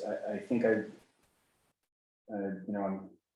at a conference, there was a vendor who was selling, and this was more geared towards large cities, but essentially a software program that searched across all sorts of room sharing sites, Airbnb, VRBO, all those sort of things. And he searched Needham for me, and there were, 23 different types of rentals, some of which were legitimate rentals, out of a housing stock of more than 12,000. It's not, we're going in search of a problem. There's not a problem there. And if it is a problem, there are ways to deal with that don't involve restricting the creation of housing. When you think about Needham, there's many great things about the community. It's not generally attractive to the typical traveler that Airbnb, absent some issues like Babson and Olin graduation, maybe St. Sebastian's graduation, maybe Wellesley College's graduation. But it's not a typical attractive environment for an Airbnb traveler. Yeah, there's not going to be tens of thousands of people coming to Airbnbs in Needham. Right. So anyway, I will certainly get more information from Oscar Mertz and the Equal Justice Meeting folks. If it's okay with the board, we'll put it on the agenda for October 14th to discuss in more detail. Sounds good. I think that sounds good. I think we should support it without getting up yelling rah, rah, rah. All right, so that kind of brings us to the end. Other items? I just want to ask about Triple E and West Nile virus, like this is the season. Yeah, so Should we we're put something moderate out? risk.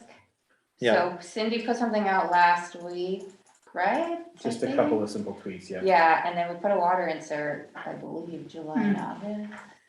I think it went out July and August. We put a water insert. Should have gone out July and August. But yeah, about Triple E and West Nile virus, but we're at with 0 status on Triple E right now. That has been nothing. It's really. just, Yeah, this is like this time when it happens, because the Yeah. time when they bite is kind of concentrated, so. Yeah, so If you're right out at the now, wrong 0 time. on that, but West Nile is increasing, I think they had 8 cases as of a couple days ago.